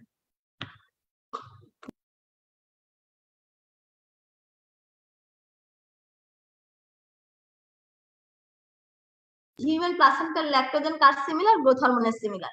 তাহলে হিউম্যান প্লাসেন্টাল ল্যাক্টোজেন সম্পর্কে যদি আমরা একটু দেখে ফেলি, যেটা একটা সিঙ্গেল চেইন পলিপেপটাইড যার 191টা অ্যামাইনো অ্যাসিড আছে, খুবই similar, very similar to growth hormone, এবং মাত্র 3% হ্যাজ বাট অনলি গ্রোথ হরমোনের যে অ্যাক্টিভিটি, সেই অ্যাক্টিভিটিটা কেমন?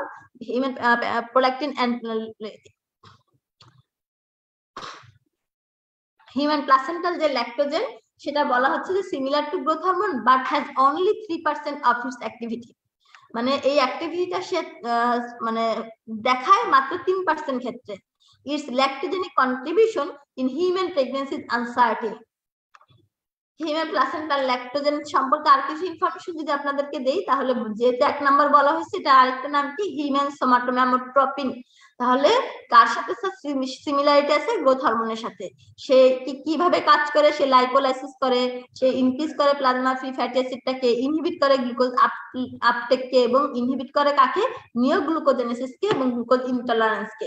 তার ইনসুলিনের যে লেভেলটাকে সেটাকে বাড়ায় দেয়, এবং তার মানে হাইপার ইনসুলিনেমিয়া সে করে, এবং একই সাথে ইনসুলিন লাইক গ্রোথ ফ্যাক্টর 1 যে সেটাকে সে বাড়ায় দেয়। What is the second common cause of the congenital adrenal hyperplasia? আমরা জানি A21 আলফা হাইড্রক্সিলেজ ডেফিসিয়েন্সি, এটা হলো 1 নাম্বার কজ। 2 নাম্বার কজ কি? 11 beta hydroxylase deficiency. What kind of cell produces parathyroid hormone? কোন সেলগুলা? চিপ সেল যেগুলা, তারাই প্যারাথাইরয়েড হরমোন তৈরি করে। Most common cause of hyperparathyroidism in young women? হাইপার প্যারাথাইরয়েডিজমের সবচেয়ে কমন কারণ কি ইয়ং ওমেনদের ক্ষেত্রে? This is Graves disease. Commonest cause of Cushing disease? Cushing ডিজিজের সবচেয়ে কমন কজ হচ্ছে, আমরা যদি একটু দেখি এই যে কুশিং সিনড্রোম, তাহলে প্রথম যে কজটা ছিল আমরা একটা জানতাম যে আর্ট্রোজেনিক স্টেরয়েড অ্যাডমিনিস্ট্রেশন। আরো একটা গুরুত্বপূর্ণ কারণ হচ্ছে পিটুইটারি অ্যাডেনোমা, এবং এছাড়া অ্যাডেনাল অ্যাডেনোমাও হতে পারে। তাহলে এখানে যে অপশনগুলো ছিল তার ভেতরে pituitary adenoma is the answer. What percentage of the P4 is free? কত? 0.1%. Which test you will use to check ovarian reserve in premenopausal women? তাহলে আমরা ওভারিয়ান রিজার্ভ, মারাত্মক গুরুত্বপূর্ণ কোশ্চেন এখনকার দিনে, ঠিক আছে? এর চাইতে গুরুত্বপূর্ণ কোশ্চেন আর হতে পারে না। তাহলে ওভারিয়ান রিজার্ভ, যেহেতু ইয়ং এজে এখন হচ্ছে সবাই একটু লেট ম্যারেজ একটু করতে চায়, ক্যারিয়ার সচেতন বা সবকিছু মিলে বর্তমান মানে সোসাইটির পার্সপেক্টিভে মেয়েদের ক্ষেত্রে যেহেতু একটু সবকিছু মিলে স্টেবল হয়ে বিয়ে করতে যে একটু দেরি হয়ে যায়, তো সেই কারণে দেখা যায় যে তাদের ক্ষেত্রে ওভারিয়ান রিজার্ভ যত বেশি বাড়তে থাকে কমতে থাকে, মানে ইররিভার্সিবল একটা প্রপোর্শন। তো এই যে ওভারিয়ান রিজার্ভ তার কতটুকু আছে সেটা যখন আপনি দেখতে যাবেন, সেটা আপনি কিভাবে বুঝবেন? তখন আমরা যে হরমোনটা করতে দেই সেই হরমোনটার নাম হচ্ছে অ্যান্টি মুলেরিয়ান হরমোন। তাহলে anti Mullerian hormone is the predictor, অথবা অ্যান্টি মুলেরিয়ান হরমোন দেখে আমরা বুঝতে পারবো যে সেই ক্ষেত্রে তার ওভারিয়ান রিজার্ভ কতটুকু।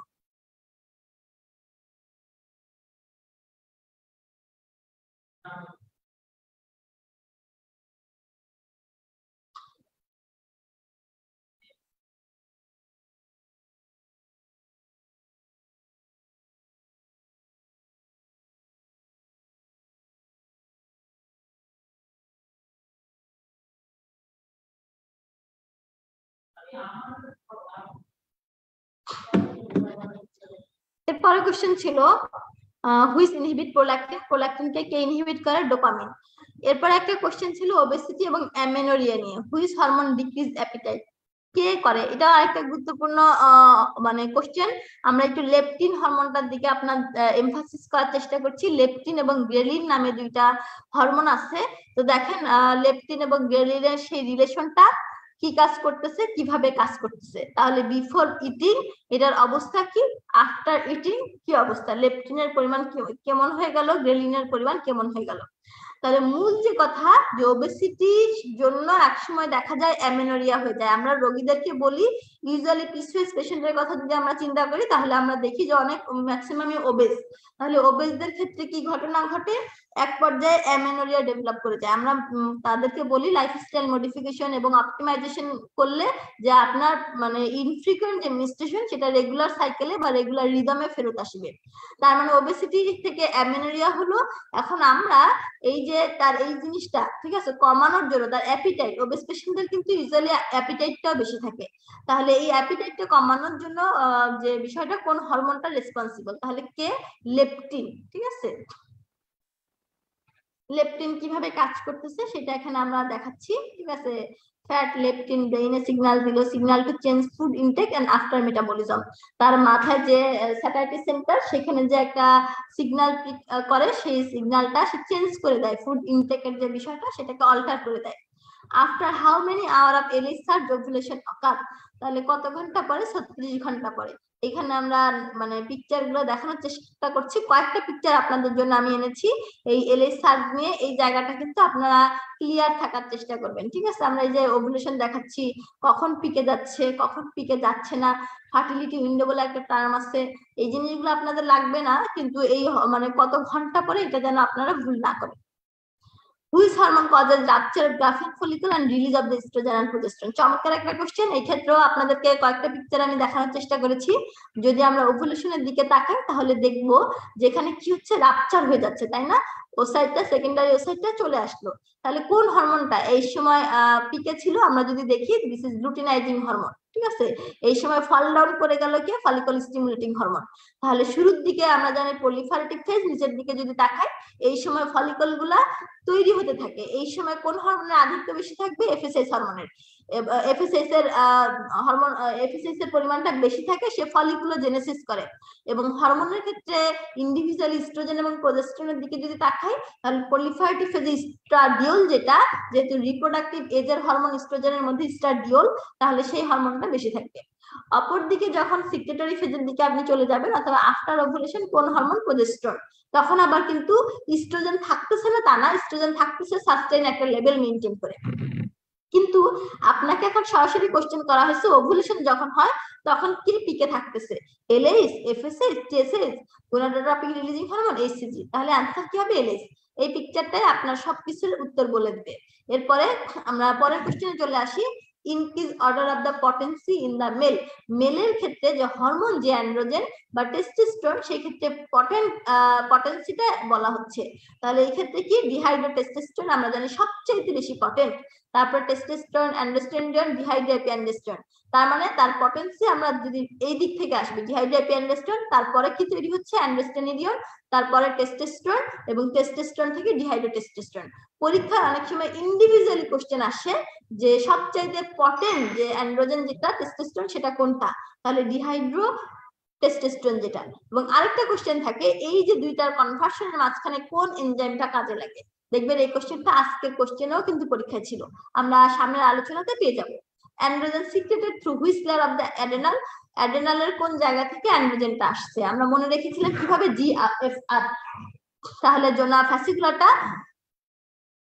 জোনা গ্লোমেরুলাসা, ফ্যাসিকুলাটা এবং রেটিকুলারিস। তাহলে জোনা ফ্যাসিকুলাটা থেকে কে আসবে? অ্যালডোস্টেরন, সরি, জোনা গ্লোমেরুলাসা, জিএফআর, গ্লোমেরুলাসা থেকে অ্যালডোস্টেরন, ফ্যাসিকুলাটা থেকে কে আসবে? কর্টিকোস্টেরয়েড, এবং রেটিকুলারিস থেকে অ্যান্ড্রোজেন। তাহলে অ্যান্ড্রোজেন আসবে কোথা থেকে? একদম ইনার লেয়ার থেকে। The graph showing normal spirometry, the preoperative ওমেনের ক্ষেত্রে আপনি একটা গ্রাফ দেখলেন যেটা নরমাল স্পাইরোমেট্রি ইন্ডিকেট করছে। লাং ভলিউম আপনাকে একটা দেখানো হচ্ছে যে জিনিসটা আছে, একটা রিপ্রেজেন্ট করা আছে, সেটা কোনটা? স্পাইরোমেট্রি ট্রেসিং এর এই যে নিচের এই জায়গাটা, এটা আপনাকে অ্যারো মার্ক দিয়ে ইন্ডিকেট করা ছিল। তাহলে এটা কি ইন্ডিকেট করে? তাহলে দিস ইজ রেসিডুয়াল ভলিউম। তাহলে আমাদের কোনটা ছিল? Residual volume is the answer. তাহলে যে ঘটনাটা ঘটে, এই যে নরমাল রিদমে যেটা আমরা নিচ্ছি এবং ছাড়ছি, this is tidal volume 500 ml। যেটা আমরা জোরে একটা শ্বাস নিয়ে রাখছি, দিস ইজ ইন্সপিরেটরি রিজার্ভ ভলিউম। যেটা লম্বা শ্বাস নিয়ে ছেড়ে দিচ্ছি, this is expiratory reserve volume. এবং সবশেষে যেটুকু আমার লাংসে রিমেইনিং থাকছে, this is residual volume, this is 1200। তাহলে ইন্সপিরেটরি, এক্সপিরেটরি এন্ড টাইডাল তিনটাকে একসাথে আমরা বলি ভাইটাল ক্যাপাসিটি, এবং ওভারঅল সবগুলোকে মিলে আমরা বলি টোটাল লাং ক্যাপাসিটি। তাহলে এই যে এই স্পাইরোমেট্রিটার গ্রাফটাও কিন্তু আপনাদের পরীক্ষায় দিয়ে দেয়, অলরেডি এতদিনকার রিকল সেশনে আপনারা দেখেছেন। In ECG lead V1 and AVR represent which portion of the heart? এটা আমরা জানি, এটা কি? রাইট অ্যাট্রিয়াম এবং রাইট ভেন্ট্রিকল। পরে একটা ডাটা ইন্টারপ্রিটেশনের একটা কোশ্চেন ছিল, সেই কোশ্চেনটার অ্যান্সার কি হবে সেটার একটা আপনাদেরকে ছক দিয়ে দেওয়া হয়েছিল। রেডিন কোথা থেকে আসে সেটার একটা কোশ্চেন ছিল, এটা আপনারা জানেন, গ্লোমেরুলার সেল থেকে। খুব ইজি একটা কোশ্চেন ছিল। কার্বোহাইড্রেট, যে ব্রেস্ট মিল্কে কোন কার্বোহাইড্রেটটা সবচেয়ে বেশি পরিমাণে থাকে সেটা আমরা জানি, ল্যাকটোজ। কোন সিনড্রোমের ক্ষেত্রে অ্যাসিড বেস যে ডিস্টারবেন্সটা হয়, হয়ে আলটিমেটলি কি হয়? Metabolic alkalosis. তাহলে আমরা এখানে জানি যে কোন সিনড্রোমের ক্ষেত্রে একটা টায়ার্ড ফর্মেশন হয়, সেটার ক্ষেত্রে কি হয়, হাইপারটেনশন হয়। যেহেতু এখানে হাইপারন্যাট্রেমিয়া হচ্ছে, দেখেন সোডিয়াম, তার মানে সোডিয়ামটাকে দুইটা এন আছে, তার মানে মনে রাখবেন সোডিয়ামটাকে সে রিটেইন করছে, হাইপারন্যাট্রেমিয়া হচ্ছে। হাইপারন্যাট্রেমিয়া হলে কি হবে, ওয়াটারটাকে সে রিটেনশন করে রাখবে। বডিতে যখন ওয়াটার রিটেনশন বেশি হবে তখন কি ঘটবে, হাইপারটেনশন ডেভেলপ করবে। তাহলে সোডিয়াম বেড়ে গেলে কমবে কি, পটাশিয়াম কমে যাবে, হাইপোক্যালেমিয়া হবে। তাহলে ট্রাইডিনকোন সিনড্রোম কি, এই সিটার ক্ষেত্রে মনে রাখবেন কে লিখতে গেলে আপনার এই যে এরকম সামনের দিকে কে দুইটা আর্ম, একটা যদি সামনে একটা দাগ দিয়ে ফেলেন তাহলে কে হয়ে যায়। এই জন্য পটাশিয়াম কমছে, দুইটা এন দিয়ে আপনাকে সোডিয়ামের কথা মনে করায় দেওয়া হচ্ছে। তাহলে সোডিয়ামের সিকোয়েন্স হিসেবে আপনি হাইপারটেনশন পেয়ে যাবেন। এরপরে চলে আসি, এই কোশ্চেনটার মধ্যে আমি দুইটা পয়েন্ট একটু আলাদা কালার দিয়েছি এইটুকুই বোঝানোর জন্য যে একটা পেশেন্ট যখন হিল ট্র্যাকে গেল, মানে অ্যাবোভের দিকে যখন যাবে তখন কি হবে, রেসপিরেটরি অ্যালকালোসিস হবে। স্বাভাবিকভাবে তার ব্রেথলেসনেস হতে পারে, এবং উপরের দিকে যত উপরের দিকে যাওয়া তত এটা ইন্ডিকেট করে রেসপিরেটরি অ্যালকালোসিস, মানে শ্বাস না নিতে পারা, ঠিক আছে, বা শ্বাস নিতে যে কষ্ট হচ্ছে, এই বিষয়টাকে আমরা বলি রেসপিরেটরি অ্যালকালোসিস। যখন প্রেগন্যান্সি পিরিয়ড হয় আমরা বলি pregnancy is state of respiratory alkalosis, কারণ কি ডায়াফ্রাম লাংসকে চাপ দেয়, তখন সেই যে মা, সেই মাটার শ্বাস নিতে কষ্ট হয়। তাহলে এটা কি, স্টেট অফ রেসপিরেটরি অ্যালকালোসিস।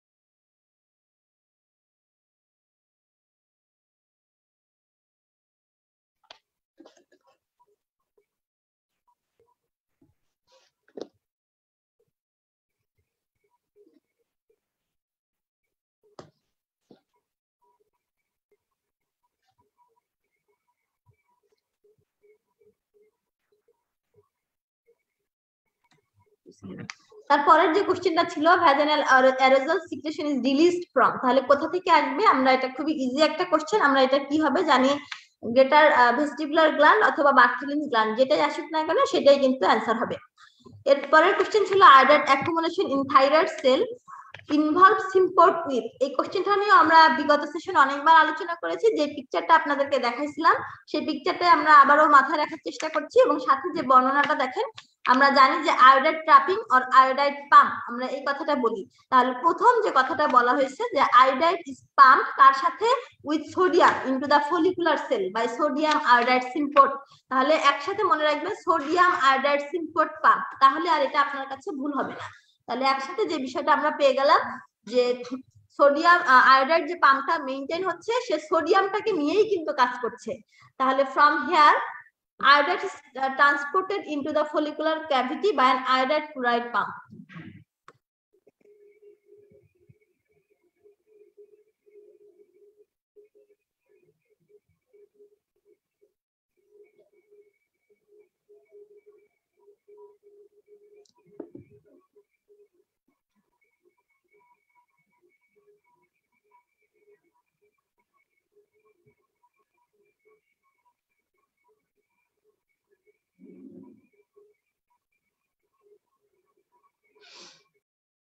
আপু আমার একটা প্রশ্ন ছিল। হ্যাঁ আপু বলে ফেলেন। আপু এইটা হচ্ছে, আপু আমার নিজের হচ্ছে ক্রেডিট কার্ড নাই, হ্যাঁ, এখন হচ্ছে আপু আমি কি অন্য কারো ক্রেডিট কার্ড দিয়ে হচ্ছে পেমেন্টটা করতে পারবো কিনা? কারণ এখন তো আপু ক্রেডিট কার্ড জুলাইয়ের আপু 21 তারিখে সম্ভবত আমার পেমেন্ট, 1 মাসের ভিতর তো আপু ই পাসপোর্ট তৈরি করা পসিবল না। ক্রেডিট কার্ডের জন্য আপনার কোশ্চেনের অ্যানসারে জানাচ্ছি, আপনি অবশ্যই আরেকজনের ক্রেডিট কার্ড দিয়ে টাকা জমা দিতে পারবেন, এটা নিয়ে কোনো সমস্যা নেই। আপু এটা কি এমন হইতে হবে যে সেও জন্য নিয়ে এসেছি, তাহলে ভিটামিন সির যে এক কথায় এগুলা বাদে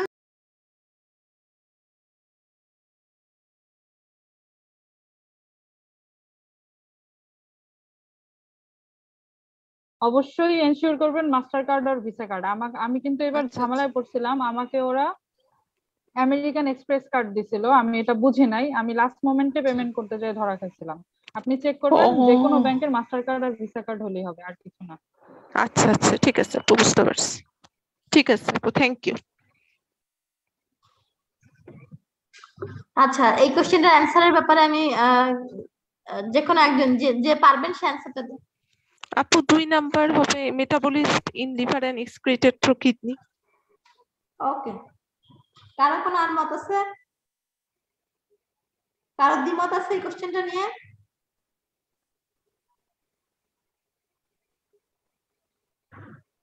আচ্ছা, ঠিক আছে, তাহলে ম্যাগনেসিয়ামের এই কোশ্চেনটার অ্যান্সার এটাই যে metabolized in liver and excreted through kidney.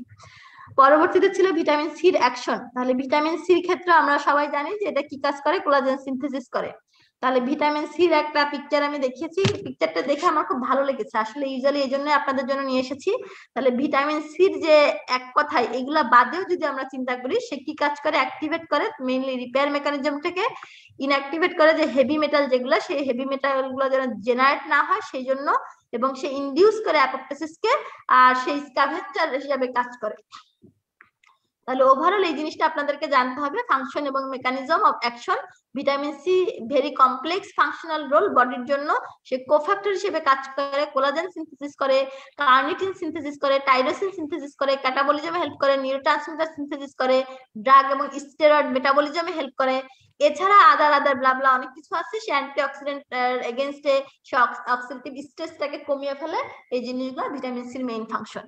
চলে আসি কোলাজেন সিনথেসিসের কথা একটু আলাদা করে বলা হয়েছে। Vitamin C may also influence mRNA level. এছাড়া কি কাজ করছে, তার ইম্পর্টেন্ট রোল আছে উন্ড হিলিং এবং ব্লিডিং প্রিভেনশনের ক্ষেত্রে। Which enzyme is present in গ্রানুলোসার সেল বাট নট ইন থিকার সেল, এটা আমরা অনেকবার করে দেখেছি। সেটা কি, এই পিকচারটা আপনার স্ক্রিনশট নিয়ে রাখেন, ঠিক আছে? তাহলে গ্রানুলোসার সেলের মধ্যে কে থাকে, অ্যারোমাটেজ থাকে। তাহলে এখান থেকে কি আসে, এই হলো একটা বিষয়। অপরদিকে থিকা সেল, তাহলে থিকা সেলের পরে কে কাজ করতেছে, এলএইচ। গ্রানুলোসার সেলের উপরে কাজ করে এফএসএইচ। তাহলে গ্রানুলোসার সেলের পরে আরেকটা জিনিস আমরা জানলাম, অ্যারোমাটেজ, যে অ্যারোমাটেজটা গ্রানুলোসার সেলে থাকে কিন্তু থিকা সেলে থাকে না। তাহলে থিকা সেল হচ্ছে অ্যান্ড্রোজেনের প্রিকারসর হিসেবে কাজ করছে, এবং এই অ্যান্ড্রোজেন থেকে ইস্ট্রোজেনে কনভার্ট হতে হেল্প করে কে, অ্যারোমাটেজ। কোলাজমা ইন প্রেগন্যান্সি কেন হয়, due to melanocyte stimulating hormone. আমরা যদি এই যে কোলাজমা গুলো একটু দেখি, specific skin change, chloasma striae gravidarum linea alba থেকে লিনিয়া নায়াগ্রা হয়ে যাচ্ছে, ভাস্কুলার যে স্পাইডার বা স্কিন নেভি যেগুলো, এগুলো তৈরি হয়। এগুলো ইউজুয়ালি কেন হচ্ছে, মেলানোসাইট স্টিমুলেটিং হরমোনের জন্য। যদি একটু দেখি কোলাজমার কথা যখন বলা হচ্ছে, প্রেগন্যান্সি অ্যাসোসিয়েটেড মেলাজমা যেটা, এটা মেইনলি কেন হচ্ছে, ঠিক আছে? এটা একটা কোশ্চেন ছিল। দেখেন, melasma attributed to an elevation of melanocyte stimulating hormone। এছাড়া ইস্ট্রোজেন, প্রোজেস্টেরন এগুলা কিন্তু ইনক্রিজ করে মেলানোজেনেসিসকে। A woman had 2 children who had received phototherapy। আচ্ছা, এটা একটা খুবই সহজ কোশ্চেন ছিল, এটা নিয়ে ডিসকাশনের কিছু নেই। ও নেগেটিভ ব্লাড গ্রুপ ছিল, এখন বাচ্চার ব্লাড গ্রুপ কি হবে? Physiological variation of the menstrual cycle between 21 to 35 days due to, কেন হয়? কারণ স্পেসিফিক ইস্ট্রোজেনটা সে ফেল করে পজিটিভ ফিডব্যাক মেকানিজম করার জন্য পিটুইটারিতে। তাহলে আমরা এখানে সেটাই দেখতেছি যে ইস্ট্রোজেন যে সে যে পজিটিভ ফিডব্যাক দেবে, সেটা যখন সে দিতে পারে না, ফেল করে, তখনই যে এই সাইকেলের অল্টারেশনটা হয়ে যায়। এখানে একসাথে আমরা endometrial cycle, ovulatory cycle, uterine cycle সবগুলো এক পিকচারের মধ্যে নিয়ে এসেছি। What is the changes of plasma volume during pregnancy? এটা ইনক্রিজ করে 30 to 50%। Free fatty acid placenta দিয়ে কিভাবে ট্রান্সফার হয়? এটার অ্যান্সার যে কোনো একজন বলে।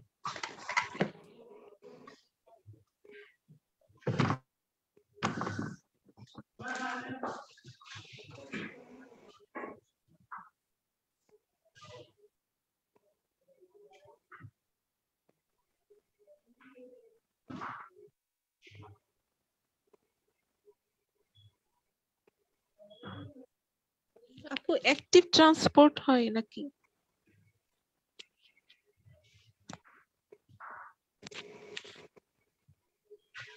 হ্যাঁ, তাহলে এটার অ্যান্সার কেউ কি বলতে পারছেন? এই জিনিসগুলো নিয়ে এখনো যদি এত দেরি হয়, বলেন তো গ্লুকোজ কিভাবে ট্রান্সপোর্ট হয়? কয়েকটা জিনিস জিজ্ঞেস করি। Glucose, protein, amino acid, iron, calcium, fatty acid, cholesterol. পাশে লেখেন, বইয়ের পাশে লিখে ফেলেন, এই প্রত্যেকটা ট্রান্সফার কোনটা কিভাবে হচ্ছে সেটা পড়বেন। দেখেন তারপরের কোশ্চেনে এটা ছিল, তাহলে এটার অ্যান্সারটা যদিও দেয়া আছে কিন্তু আমি এখন আপনাদেরকে দিব না, ঠিক আছে।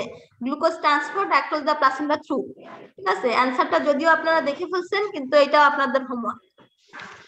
এরপরে চলে আসি, which type of cell are phagocytic for residual bodies left over from the process of the spermiogenesis?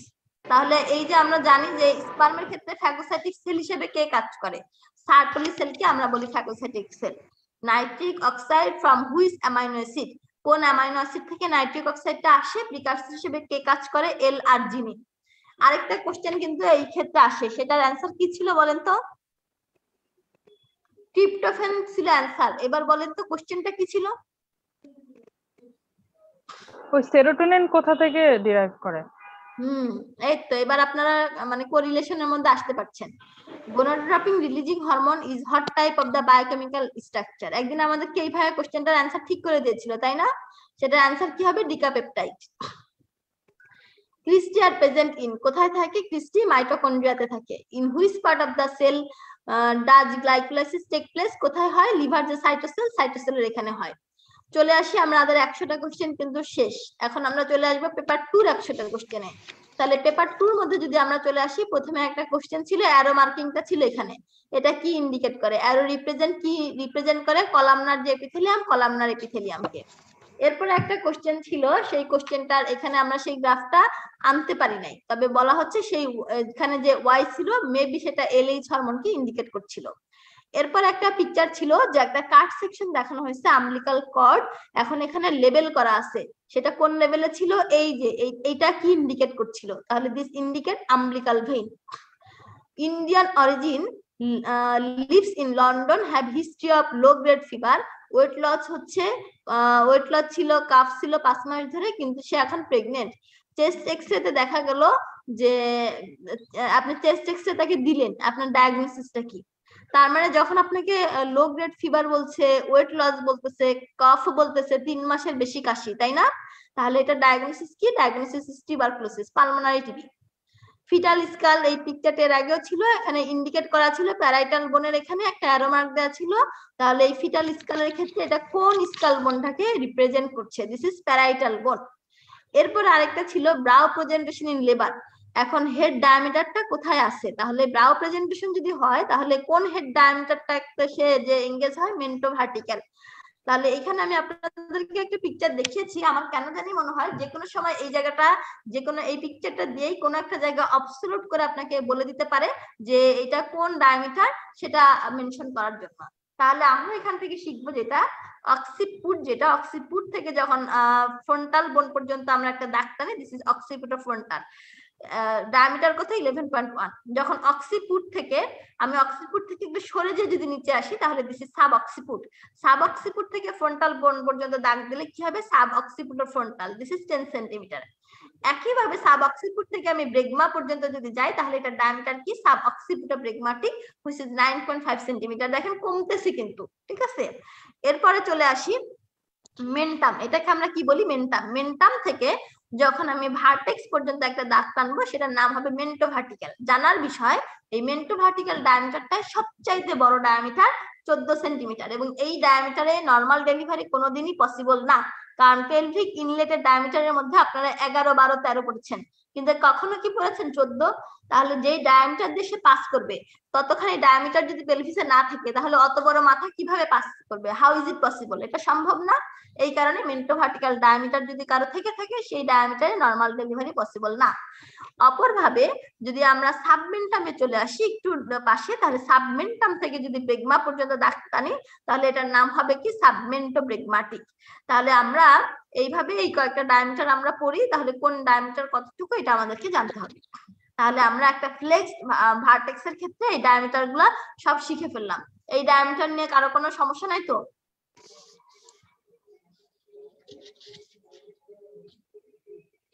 যদি এখান থেকে সাব অক্সিপুট অফ ব্রেগমাটিক এই শব্দটা যদি আপনাদেরকে অমিট করে দেয়, তারপর যদি জিজ্ঞাসা করে যে এটা কোন ডায়ামিটার, বলতে পারবেন না? জি আপু পারবো। গুড। এরপরের কোশ্চেনে চলে আসি। Growth chart showing growth above 10 centile, একটা যে নরমাল গ্রোথ চার্ট ছিল সেই গ্রোথ চার্টের একটা পিকচার দিয়েছিল, তাহলে সেটার অ্যান্সার কি হবে? সেটার অ্যান্সার হবে আমাদের নরমাল ফর জেস্টেশনাল এজ। একটা সিটি স্ক্যান ছিল হিস্টেক্টমি করা পেশেন্টের, একটা আমরা সিটি স্ক্যান করেছিলাম, যে ইমার্জেন্সি ডিপার্টমেন্টে আসলো নট ফিলিং ওয়েল, তার ভালো লাগছে না। তাহলে হিস্টেক্টমি করার পরবর্তীতে যে রোগীর ভালো লাগতেছে না এরকম একটা কমপ্লেন নিয়ে আসলো, সিটি স্ক্যান করলাম আমরা কেন সিটি স্ক্যানটা করলাম? কি সাসপেক্ট করে? সম্ভবত হিস্টেক্টমি করার সময় আমরা কোথাও ইউরেটার ইনজুরি করেছি কিনা, কারণ 75% ক্ষেত্রে গাইনোকোলজিক্যাল আর্ট্রোজেনিক ইউরেটারিক ইনজুরি হয় এই গাইনি অপারেশনের সময় আমাদের মধ্যে বিশিষ্ট গাইনোকোলজিস্টদের দ্বারা। তো এই ব্যাপারে সাবধান থাকা বাঞ্ছনীয়। চলে আসি ল্যাবেটোলার। ল্যাবেটোলার নিয়ে অনেক কথা বলেছি, ল্যাবেটোলারের মেকানিজম, কয়েকটা ড্রাগ নিয়ে আমরা মেকানিজম অফ অ্যাকশন নিয়ে অনেক আলোচনা করেছি। এখন আমাকে বলতে হবে এই কোশ্চেনের অ্যান্সার কি।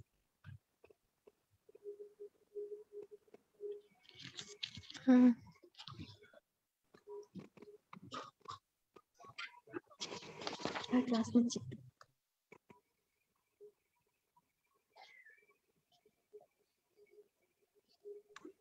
এই কোশ্চেনটার অ্যানসার না পারলে আমি প্রচন্ড মন খারাপ করব। Selective beta blocker, non selective alpha blocker. Selective, আচ্ছা তাহলে আমি যদি একটু অ্যানসারটা নেই, কত নাম্বার অ্যানসারটা এখানে হবে? যে সিলেক্টিভ বিটা ব্লকার যেটা ডি, আচ্ছা আর হচ্ছে নন সিলেক্টিভ আলফা ব্লকার, ওটা তো লেখা নাই। হ্যাঁ, তাহলে এটার অ্যানসার কি? Selective beta blocker. আর non selective alpha blocker. Non selective alpha blocker. তার মানে ঘটনা হচ্ছে কি, এইটুকু হচ্ছে তার স্পেসিফিক অ্যানসার, তাই না? কিন্তু এখানে যেহেতু দুইটা স্টেমে দিয়ে দিয়েছে, এই জন্য এটার অ্যানসারটা কি হয়ে যাবে? যেহেতু শুধুমাত্র সিলেক্টিভ বিটা ব্লকার আছে, তাহলে এইটুকুকে আমি অ্যানসার ধরবো। তাহলে আমরা বলছি labetalol competitively bind to alpha on adrenergic receptor in the কোথায়? Vascular smooth muscle. এভাবে সে ইনহিবিট করে অ্যাডেনার্জিক স্টিমুলেশন, আর এন্ডোথেলিয়াল যে সেলে দেয় সেই এন্ডোথেলিয়াল সেলের স্টিমুলেশনটাকে সে ইনহিবিট করতে থাকে, এবং vasoconstriction in the peripheral blood সেইটাকেও ইনহিবিট করে।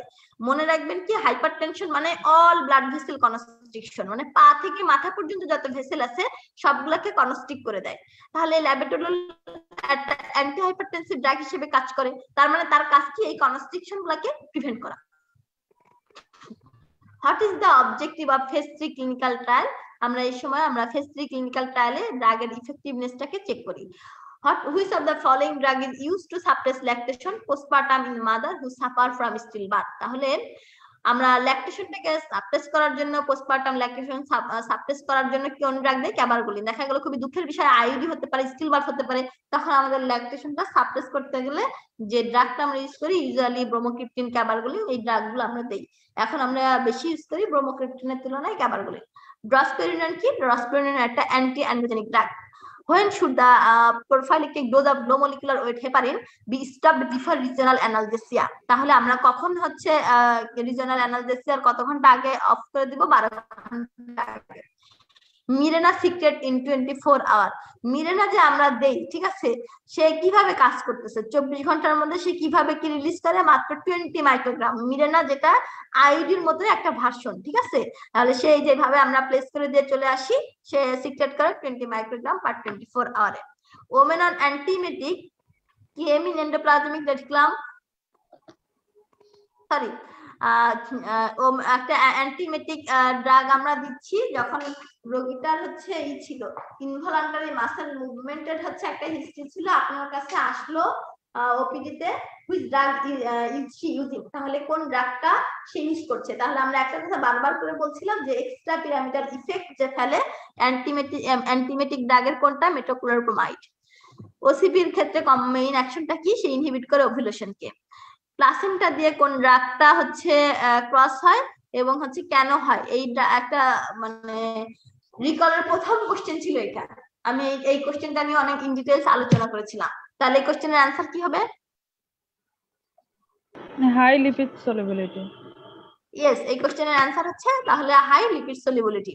তাহলে কখন কি হচ্ছে এই জিনিসটা কিন্তু আমাদেরকে খুব ভালোভাবে মানে জানতে হবে। কোন ড্রাগ সবসময় যে কোশ্চেনটাই দিয়ে দিবে তা নাও হতে পারে, কিন্তু আমাদের যেন এই কোশ্চেন গুলো হচ্ছে ভুল না হয়। পরে চলে আসি, what is the term use in the anti cancer agent methotrexate? আমরা জানি যে এটা কি অ্যান্টি মেটাবোলাইট, এবং এই মেথডটি যে টক্সিসিটিকে যদি আমি প্রিভেন্ট করতে চাই তাহলে কোনটা আমরা ইউজ করি? Folinic acid. তাহলে কোশ্চেন কিন্তু এটাও পরীক্ষাতে আসে। What is the mechanism of action in the hydralazine? Hydralazine কি? একটা ভেসোডাইলেটর। তাহলে এছাড়া তার কার উপরে ডিরেক্ট অ্যাকশন আছে? তার ডিরেক্ট অ্যাকশন আছে স্মুথ মাসলের উপরে। What is the mechanism of action of the trimethoprim? ট্রাইমেথোপ্রিমের মেকানিজম অফ অ্যাকশন কি? এবার এটার অ্যান্সার বলতে হবে।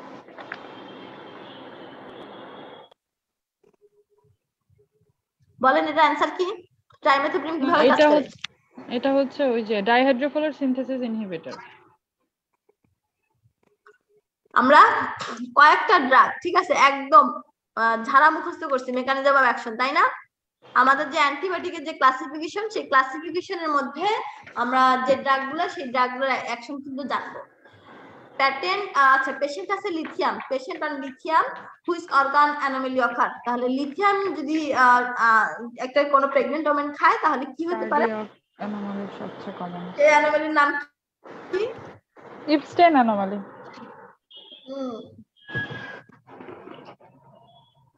এসি ইনহিবিটর, একটা অদ্ভুত একটা কোশ্চেন ছিল যে সবসময় আমরা লিথিয়ামই পড়ি, এবার একটা কোশ্চেন আসছে এসি ইনহিবিটর যদি কেউ ইউজ করে তাহলে কোন অর্গান অ্যানোমালিটা হতে পারে? Answer is kidney. কেন? এখানে অনেকগুলো ঘটনা আছে, মনে রাখার একটা সহজ বুদ্ধি আপনাদের জন্য আমি হাজির করেছি। This is captopril. তাহলে ক্যাপটোতে কি হয়? আমরা ম্যাক্সিমাম সময় পড়ি এসি ইনহিবিটরের কয়েকটা কমন সাইড ইফেক্টের মধ্যে আপনারা পড়েছিলেন ড্রাই কফ, তাই না? ড্রাই কফটাই আমরা মনে রাখি। তাহলে এখন আমরা চলে আসি ক্যাপটোপ্রিল দিয়ে কিভাবে এই নিমোনিক দিয়ে মনে রাখবেন। C for cough, A for angioedema, P for pregnancy problem, T for টেস্টটা চেঞ্জ হয়, ও ফর আদার যেমন র্যাশ, ফ্যাটিক এগুলো হতে পারে, P for proteinuria, R for renal insufficiency, I for increase potassium, L for low blood pressure. তাহলে আপনি কিন্তু এখানে পেয়ে গিয়েছেন কার কার উপর কোন অর্গানের উপর ইফেক্ট করলো? প্রোটিনিউরিয়া করলো, রেনাল ইনসাফিসিয়েন্সি করলো। তার মানে তার মেইন ইফেক্ট হচ্ছে কিডনির উপরে, সে ডিক্রিজ রেনাল পারফিউশন করে। এসি ইনহিবিটর দিলে কি হয়? Renal perfusion. তাহলে অ্যানসার কি হবে? অ্যানসার হবে কি? কন্ট্রাসেপশন। তাহলে আমরা এপিলেপসিতে সে কার্বামাজিপিন যখন সে খাচ্ছে, আমরা কোন কন্ট্রাসেপশনটা তার জন্য চয়েস করব? আমাদের চয়েস অফ কন্ট্রাসেপশন হিসেবে আমরা মিরেনা ইউজ করব। Patient on ulipristal acetate for the treatment of fibroid, which contraceptive method you will advise to her? আমরা ulipristal acetate যখন হচ্ছে দিতে যাই তখন আমরা কোনটা মানে ই করব? ulipristal acetate আমরা কি জানি? Selective progesterone receptor modulator.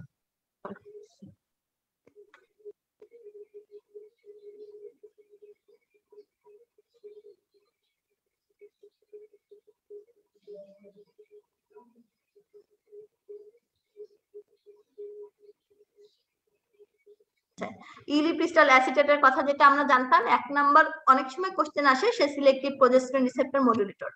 অনেক সময় কোশ্চেন আসে যে ইমার্জেন্সি কন্ট্রাসেপশনের ক্ষেত্রে আমরা কতদিন ইউজ করতে পারি? 5 ডে। কত ঘন্টা? 120 ঘন্টা।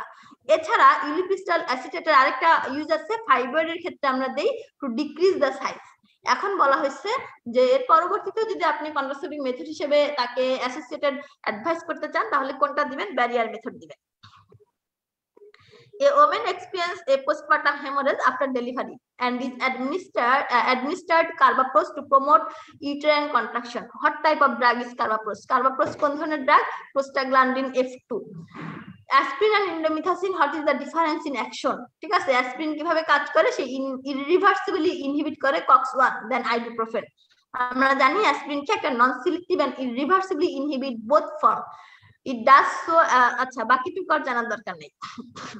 Patient allergic to penicillin, whose drug is advising liver as group B streptococcus prophylaxis। তাহলে পেনিসিলিন অ্যালার্জি থাকলে আমরা বারবার করে পড়েছি কোন ড্রাগটা দেই? ক্লিন্ডামাইসিন দেই। Most common side effect of the misoprostol বলেছিলাম জ্বর হয়, ডায়রিয়া হয়। তাহলে অ্যানসার ইজ ডায়রিয়া।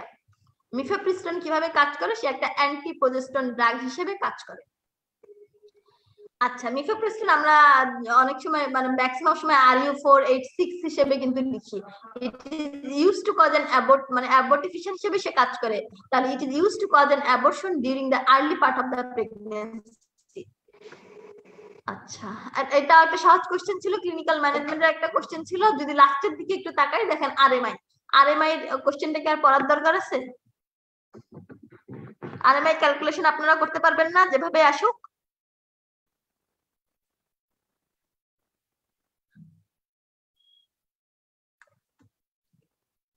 আরএমআই ক্যালকুলেশন করা যাবে কিনা? জি আপু যাবে।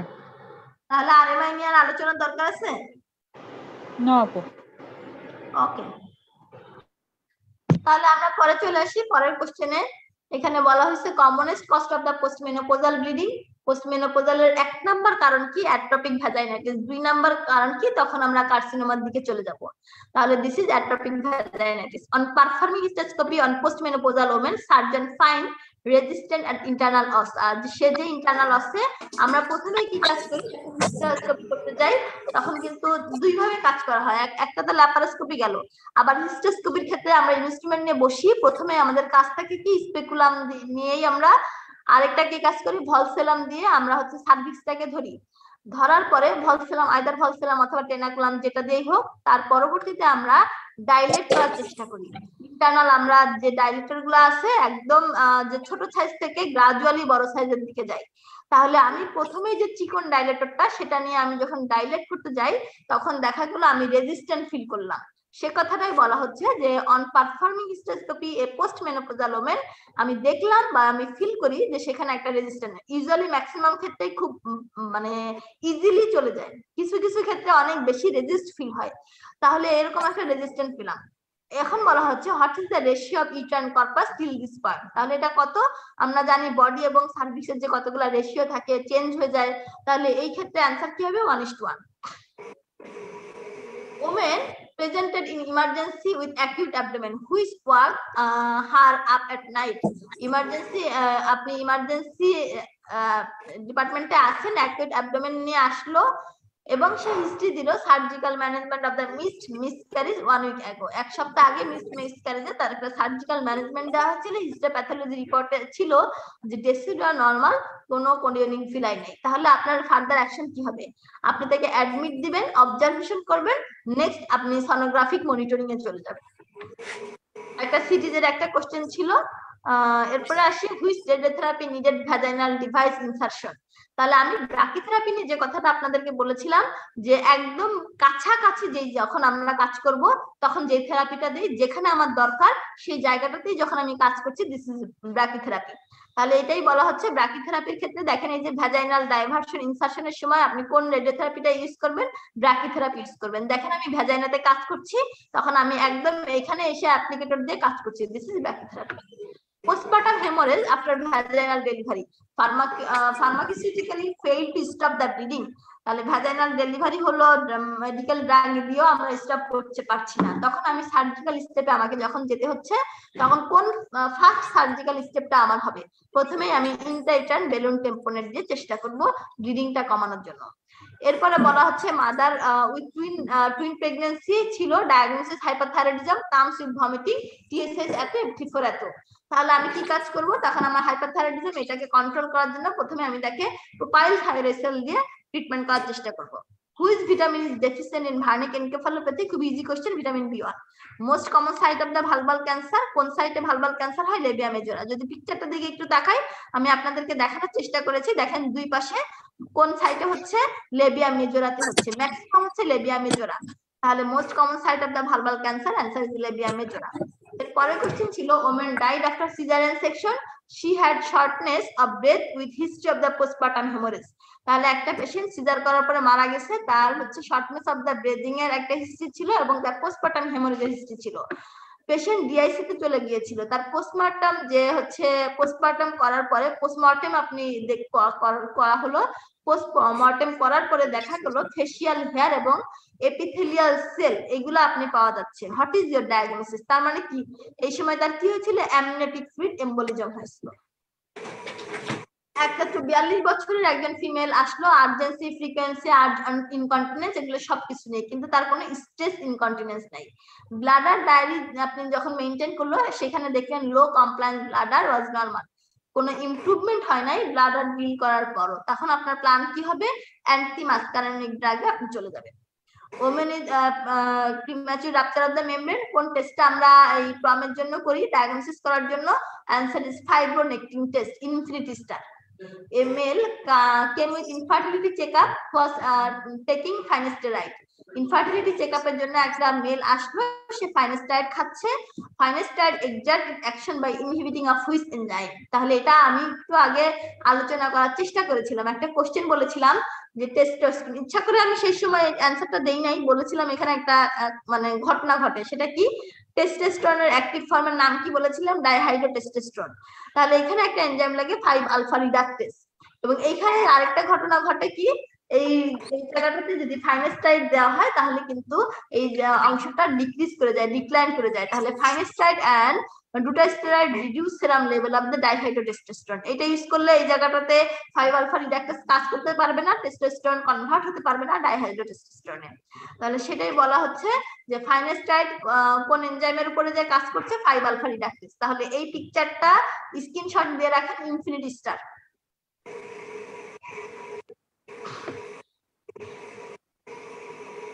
একটা 15 বছরের ব্রিটিশ টিনেজ আসলো, সে হচ্ছে এসে বলল কন্ট্রাসেপশনের জন্য আপনার কাছে আসলো।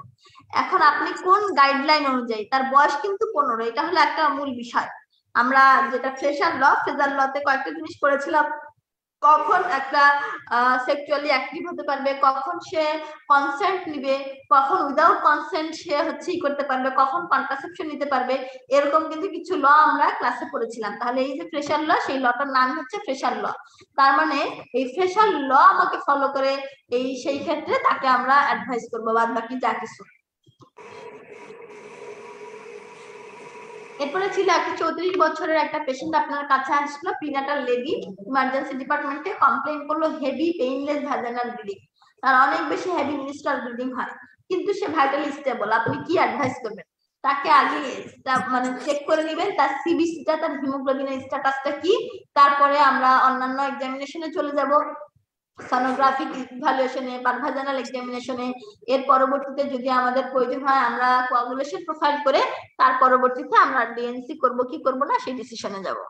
Treatment of hypovolemia after surgery. Patient hypovolemia সার্জারির পর ডেভেলপ করলো, পেশেন্ট ভাইটাল স্টেবল আছে, at now which measure you will take. তাহলে আমরা এই সময় কি করতে পারি, 500 ml ক্রিস্টালার দিতে পারি। Which one of the following imaging technique give maximum radiation exposure to the patient during checking tubal patency? এটা নিয়ে আমি এর আগে অনেকবার সুন্দর করে কথা বলেছিলাম, সেই জিনিসটা আবারও আপনাদেরকে দেখাচ্ছি। ইনফিনিটি স্টারের একটা কোশ্চেন, দিস ইজ টিউবাল। আমরা হচ্ছে কয়েকটা কাজ করি, আমরা ইনফার্টিলিটি চেকআপের ক্ষেত্রে ওভারিয়ান ফ্যাক্টর দেখার জন্য কয়েকটা হরমোন করে ফেলি। কথাগুলো খুব মনোযোগ দিয়ে শোনেন।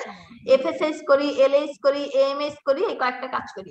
ক্রনিক অ্যানোভুলেশন এর সাথে অ্যাসোসিয়েটেড আছে কিনা দেখার জন্য টিএসএইচ করে ফেলি, স্ট্যাপ প্রোলাকটিন করে ফেলি। যখন আমি ওভারিয়ান ফ্যাক্টর শেষ, যখন আমি টিউবাল ফ্যাক্টর অ্যাসেসমেন্টে যাই, তখন কয়েকটা কাজ করি। টিউবাল ফ্যাক্টর দেখার জন্য আমরা স্যালাইন ইনফিউশন সোনোগ্রাফি করি, সবচাইতে গোল্ড স্ট্যান্ডার্ড এবং ভালো হচ্ছে হিস্টোসালফিঙ্গোগ্রাফি। আমরা মানে গোল্ড স্ট্যান্ডার্ড না, হিস্টোসালফিঙ্গোগ্রাফি করে একটা আইডিয়া নেই। এর পরবর্তীতে আমি ভিজুয়ালাইজেশনের জন্য, কনফার্মেশনের জন্য আমরা কোনটা করি, ল্যাপারোস্কোপি করি। ল্যাপারোস্কোপি এবং হিস্টোস্কোপি করে আমি কি প্যাটেন্ট কি প্যাটেন্ট না সেটা কনফার্ম করি। তাহলে এই ক্ষেত্রে যখন আসলো, এই ক্ষেত্রে আমার অ্যান্সার কি, টিউবাল প্যাটেন্সি দেখার জন্য আমি যদি 3টা টেস্টের নাম বলি, স্যালাইন ইনফিউশন সোনোগ্রাফি, হিস্টোসালফিঙ্গোগ্রাফি এবং ল্যাপারোস্কোপি, আপনাদের ইউজুয়ালি পরীক্ষাতে হিস্টোসালফিঙ্গোগ্রাফির কোশ্চেনটাই আসে।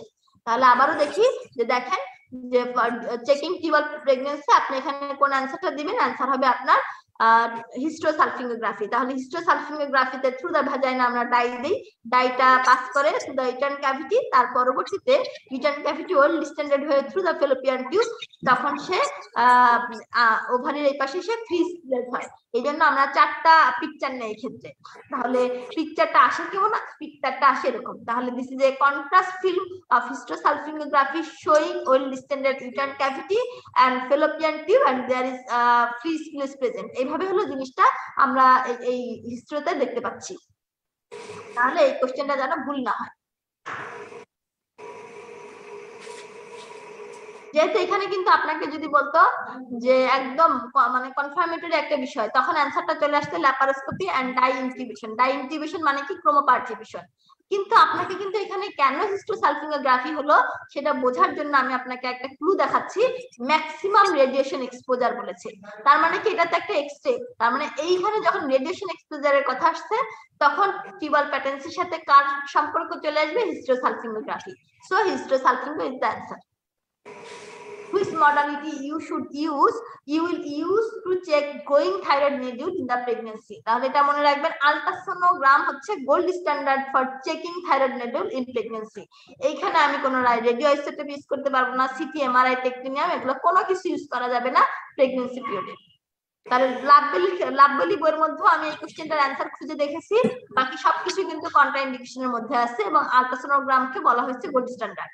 তাহলে আমরা থাইরয়েড নডিউল দেখেন কিভাবে দেখতে পাচ্ছি, এই পিকচারটা আনা এই কারণে যে এটা যে সনোগ্রাফিক্যালি থাইরয়েড নডিউলটা দেখছি, এই পিকচারটার কথা মাথায় রাখলে আপনারা আলট্রাসোনো মনে রাখতে কষ্ট হবে না। তাহলে this is the sonography guided examination of the left thyroid nodule. What is the SI unit of the magnetic field? আমরা এটাও অনেকবার পড়েছি, this is answer is tesla. তাহলে unit of the magnetic field এটা কি? Tesla. What is the threshold for ultrasound frequency? তাহলে threshold কত? 20 kilohertz.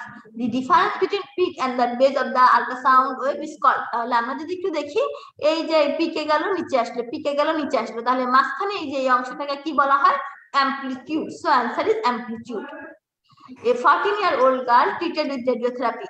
Which following tissue most radio resistant? তাহলে আমাদেরকে এখানে জানতে হবে রেডিও সেনসিটিভ কারা, রেডিও রেজিস্ট্যান্ট কারা। তাহলে রেডিও রেজিস্ট্যান্টের মধ্যে সবচেয়ে বেশি রেডিও রেজিস্ট্যান্ট এখানে যেগুলো আছে তার মধ্যে cerebral neuron. So cerebral neuron is the answer. আচ্ছা, একটা ডাটা ইন্টারপ্রিটেশনের অঙ্ক ছিল, এটা আমি স্কিপ করে যাচ্ছি, এটাও বাদ দিয়ে যাচ্ছি, এটাও বাদ দিয়ে যাচ্ছি। আচ্ছা আচ্ছা, WHO এর ডেফিনেশন অফ পেরিনেটাল মর্টালিটি এটা আপনারা সবাই জানেন। এরপরে একটা কোশ্চেন ছিল 28 বছরের একজন লম্বা, একটা শব্দ ইউজ করা হচ্ছে টল ম্যান, দুইটা কথা আপনাদেরকে বলা হলো, normally virilise and do regular daily exercise. সে আসলে ইনফার্টিলিটি চেকআপে। এইটুকু পরেই কিন্তু আমার মাথায় একটা সিনারিও দাঁড়ায় গেছে।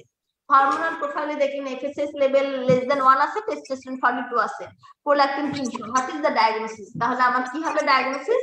এটা মেবি কালম্যান সিনড্রোম। পেরিপার্টাম কার্ডিওমায়োপ্যাথির ক্ষেত্রে বলা হচ্ছে peripartum cardiomyopathy resemble to which type? Usually peripartum cardiomyopathy যে হয় এটা কি ধরনের টাইপের হয়? Dilated cardiomyopathy. যদি আমি বলি কার্ডিওমায়োপ্যাথির টাইপগুলো আমরা কেউ জানি কিনা, তাহলে দিস ইজ নরমাল হার্ট। যদি আমি আরো কিছু টাইপের দিকে তাকাই, this is dilated cardiomyopathy, this is hypertrophic cardiomyopathy. তাহলে এখানে এছাড়া আর কি আছে? আর কাছে রেস্ট্রিক্টিভ কার্ডিওমায়োপ্যাথি। তাহলে this is normal, this is dilated, this is hypertrophic. দেখেন ডাইলেটেড বলতে পুরোটা জুড়ে, আর হাইপারট্রফিক এই হলো হাইপারট্রফিক, আর রেস্ট্রিক্টিভ কি? এই যে এভাবে রেস্ট্রিক্টিভ।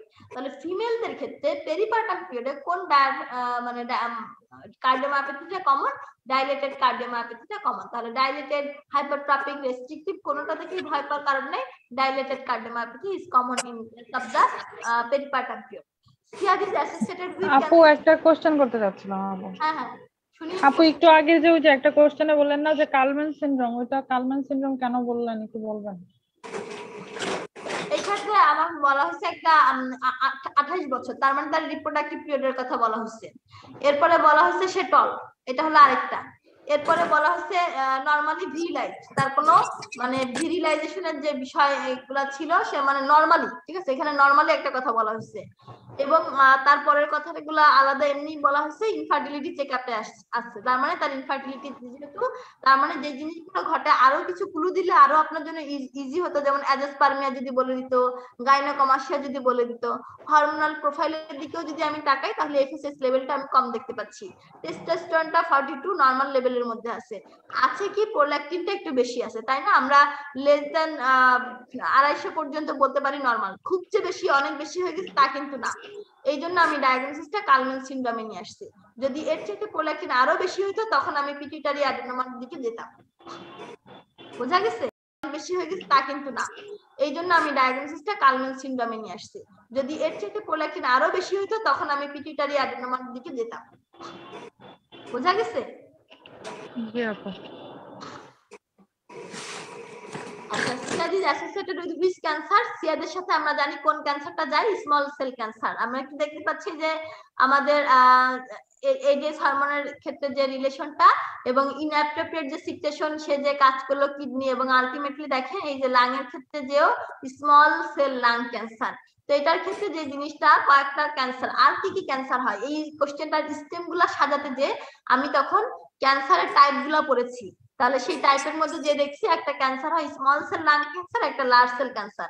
এছাড়া কি হয় অ্যাডেনোকার্সিনোমা এবং স্কোয়ামাস সেল কার্সিনোমা। সিয়াদের সাথে শুধুমাত্র স্মল আমরা সবসময় জানি, লার্জ দেখে বিভ্রান্ত হওয়ার কারণ নাই। তাহলে সিয়াদের সাথে কে যাবে? One and only small cell cancer. এই জন্য এই পিকচারটাও আনা, এই পিকচারটার দিকে একটু তাকায় থাকেন, তাহলে দেখবেন এটা মোটামুটি আশা করি মানে ভুল হওয়ার সম্ভাবনা কমে যাবে। এরপরে কোশ্চেন ছিল 23-year-old woman present with fishy foul smelling। তাহলে ফিশি ফাউল এই দুইটা শব্দ দিয়ে আমি কি পেলাম বলেন তো? আমাকে কি ডায়াগনোসিসের দিকে ইন্ডিকেট করে দিল? Bacterial vaginosis. ইয়েস। তারপরে বলা হচ্ছে clue cell are found in the smear, আরো কনফার্ম হয়ে গেল। এরপর তার মানে এই দুইটা জিনিস আমি পড়ে দুইটা কোশ্চেন হতে পারে, একটা নাম্বার হতে পারে ডায়াগনোসিস কি, আরেকটা হতে পারে ক্লু সেলটা কোন ধরনের সেল, অথবা হতে পারে ক্লু সেল আমি কোন ডিজিজে পাবো। এখান থেকে 3 ধরনের কোশ্চেন হতে পারে। তাহলে লাস্টের লাইনটা পড়ে দেখি আমরা কি কোশ্চেন করেছে। Which of the following cell type belong to clue cell? তাহলে এটা কি? This is vaginal epithelial cell, so this is the answer.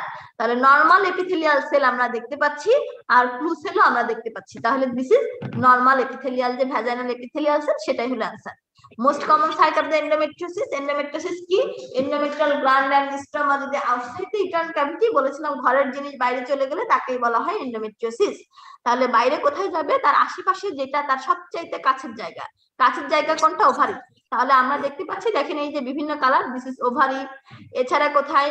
এই যে বিভিন্ন পাউচ অফ ডাগলাস, রেক্টোভাজানাল সেপ্টাম, আর দূর দূরান্ত কিছু জায়গায় পেরিটোনিয়াম, এইসব বিভিন্ন জায়গায় কিন্তু সে চলে যেতে পারে। তাহলে সবচাইতে যেহেতু তার কাছে আছে ওভারি, তাহলে ওভারিতেই সে সবচাইতে ওখানে যেই ডিপোজিট হয় বেশি। তাহলে most common site ovary, pouch of Douglas, ligament of the uterus, fallopian tube, rectovaginal septum. দূর দূরান্ত সাইট কোনটা? আম্বিলিকাস, ভালভা, পেরিনিয়াম, ইন্টেস্টাইন, বিভিন্ন অপারেশন স্কার, এইসব জায়গাতে সে হচ্ছে যেতে পারে। তাহলে অ্যানসার কি হবে? অ্যানসার হবে ওভারি। যদি বলতে এখানে আমি একটা নোডিউলার ফিলিং পাচ্ছি, ঠিক আছে, যে in endometriosis a nodular feeling is present, তাহলে অ্যানসারটা কি হতো? তখন ইউটেরোস্যাক্রাল লিগামেন্ট। তাহলে অ্যানসার চলে আসছে ইউটেরোস্যাক্রাল লিগামেন্ট। এরপরে কোশ্চেন ছিল একটা 18 বছরের ওমেন আপনার কাছে আসলো লার্জলি সলিড ওভারিয়ান নিওপ্লাজম নিয়ে। এখানে টিউমার মার্কার করে আমরা দেখলাম যে এলডিএস লেভেলটা এলিভেটেড। এরপরে কিন্তু আর কিছু করার দরকার আছে? ডায়াগনোসিস কি? তাহলে which of the following tumor is most likely to histology for the neoplasm? তাহলে আমাদের ডায়াগনোসিস কি? ডিসজার্মিনোমা। তাহলে ডিসজার্মিনোমার গ্রস ফিচারের দিকে যদি তাকাই, তাহলে এটা ভ্যারিয়েবল সাইজ, সলিড ক্যাপসুলেটেড হতে পারে, firm consistency, uniform, pale tan to greying to cut surface, দেখেন পেল কালার, একটু ট্যানিং হয়েছে, এবং কিছুটা সিস্টিক এরিয়া থাকে, কিছু সিস্টিক ডিজেনারেশন থাকে, নেক্রোসিস হতে পারে, হেমোরেজ হতে পারে, এগুলো আমরা এখানে পেতে পারি। সোমামা বডিজ, তাহলে আর কিছুই আমি জানি না। সোমামা বডিজ এর ক্ষেত্রে বলা হচ্ছে আর histological feature of the ovarian papillary serous adenoma. Psammoma bodies are composed of, তাহলে সোমামা বডি কি নিয়ে তৈরি হয়? আমরা আগে একটা ক্লাসে পড়েছিলাম, সেটা ফুললি ক্যালসিয়াম নিয়ে তার কম্পোজিশনটা। তাহলে সোমামা বডিজ একটু বড় করে যদি দেখি, এটা কি ছিল? এর আগের ক্লাসে আমি এই পিকচারটা দেখেছিলাম কি কালারের মনে আছে? একটু পার্পল কালার, একটু ভায়োলেট কালার, একটু বেগুনি কালার দেখাইছিলাম। তাহলে সোমামা বডিজ, যেটা সোমামা বডিজ দেখেন পুরা এভাবে পাবেন। তাহলে এটা কি? এটা হচ্ছে ক্যালসিয়ামের মানে ক্যালসিয়াম দিয়েই সোমামা বডিজটা পুরোপুরি ফুলফিল করা থাকে। এরপরে কোশ্চেন 2 মান্থ পোস্ট অপারেটিভলি 55 বছরের ওমেন আসলো, যাকে ট্রিট করা হয়েছে স্মল লাং সেল ক্যান্সারের জন্য। এখন সে আসলো পলিউরিয়া, ডিপ্রেশন, ইউরিনে আপনি রেড সেল 3+ পেলেন। আপনার ইলেকট্রোলাইট ইমব্যালেন্স কোনটা হতে পারে? তাহলে ইলেকট্রোলাইট ইমব্যালেন্স এসব ক্ষেত্রে সাধারণত হাইপার ক্যালসিমিয়া হয়। Which cancer is most commonly diagnosed in pregnancy and postpartum? তাহলে কোন ক্যান্সারটা প্রেগন্যান্সি এবং পোস্টপার্টামে কমন? Breast cancer. যদি একটু দেখি incidence of the most common malignancy diagnosed in pregnant women, তাহলে দেখেন ব্রেস্ট ক্যান্সার। তাহলে ব্রেস্ট ক্যান্সার কিন্তু খুব কমন একটা কোশ্চেন আর কি। Killer test is used to quantify the amount of the fetal blood in maternal circulation. Fetal blood মার সার্কুলেশনে কতটুকু আছে আমরা এটা হচ্ছে যে টেস্টের মাধ্যমে করি, সেটার নামই বলি ক্লিহার টেস্ট। এটা আমরা করি কেন? ফিটোম্যাটার্নাল যে ট্রান্সমিশন বা ফিটোম্যাটার্নাল হেমোরেজ যে হয় সেটার জন্য। What is the basis behind the Kleihauer test? এটা কি haemoglobin F is resistant to denaturation by acid। তাহলে আমরা এখানে দেখতে পাচ্ছি এই যে দেখেন ব্রাইট পিঙ্ক, এই যে this is the maternal circulation, এই যে this is the maternal host cell, এখানে এই যে রেড কালারের যেগুলো দেখতে পাচ্ছেন this is the fetal cell. তাহলে ব্রাইট পিঙ্ক ফিটাল সেল আমরা এখানে খুঁজে বের করছি। প্যাথোফিজিওলজির ক্ষেত্রে যদি আসি, এটা কি করা হয়, blood test use during pregnancy to screen maternal blood for the presence of fetal red blood cell. মায়ের ব্লাডে ফিটাল সেল কতটুকু আছে সেটা দেখার জন্য আমরা এই টেস্টটা করি। এবং আমরা এটা কেন বের করি, ফিটোম্যাটারনাল হেমোরেজ হওয়ার চান্স কতটুকু, assess the severity of a fetomaternal haemorrhage. তাহলে আমরা দেখতে পাচ্ছি দেখেন আরএইচ নেগেটিভ, ঠিক আছে, মাদার কন্টেইন করছে আরএইচ পজিটিভ, এই যে আসলো, ঠিক আছে, বার্থের সময় কি হয়, এই যে ট্রান্সমিশনটা হয়, এই সময় যেই কিন্তু ঘটনা এবং দুর্ঘটনাগুলো ঘটে যায়। তাহলে প্যাথোফিজিওলজি কি, pregnant individual with Rh negative blood, Rh positive fetal enter into the maternal circulation. তাহলে মায়ের সার্কুলেশনে এই যে মা যেহেতু আরএইচ নেগেটিভ, বাচ্চা যেহেতু পজিটিভ, মায়ের সার্কুলেশনে চলে গেল। Maternal formation of the anti Rh antibody, মায়ের বডিতে অ্যান্টি আরএস অ্যান্টিবডি তৈরি হয়ে গেল। Antibody can destroy infant Rh positive RBC in the future pregnancy. তারপরে কি হয়, এই যে এগুলা কিন্তু ফিউচার প্রেগন্যান্সিতে সব ডিস্ট্রয় করে ফেলে। Can causes RS disease of the newborn, পরবর্তীতে আরএস ডিজিজ হয়ে যায়। তাহলে আমাদের ইন্টারপ্রিটেশন যেটা, আমরা অ্যাসিড রিলেশন করি, এছাড়া কোয়ান্টিফাই করি the size of the fetal-maternal hemorrhage কতটুকু হতে পারে, used to calculate disease to RS যে এটা ছিল সেটাকে। তাহলে দেখেন পুরো ম্যাটারনাল সার্কুলেশনের মধ্যে এই যে ফিটাল যে আমাদের সেলগুলা, ফিটাল ব্লাড গুলা কতটুকু আছে সেটা আমরা আইডেন্টিফাই করছি এই টেস্টের মাধ্যমে, এবং এই ফিটোম্যাটারনাল যে হেমোরেজের যে সিভিয়ারিটি কতখানি হতে পারে সেটা আমরা বের করে ফেলি এই ডিজিজের মাধ্যমে। তাহলে what is the principle of the Kleihauer test, এটা আশা করছি আপনারা বুঝতে পেরেছেন।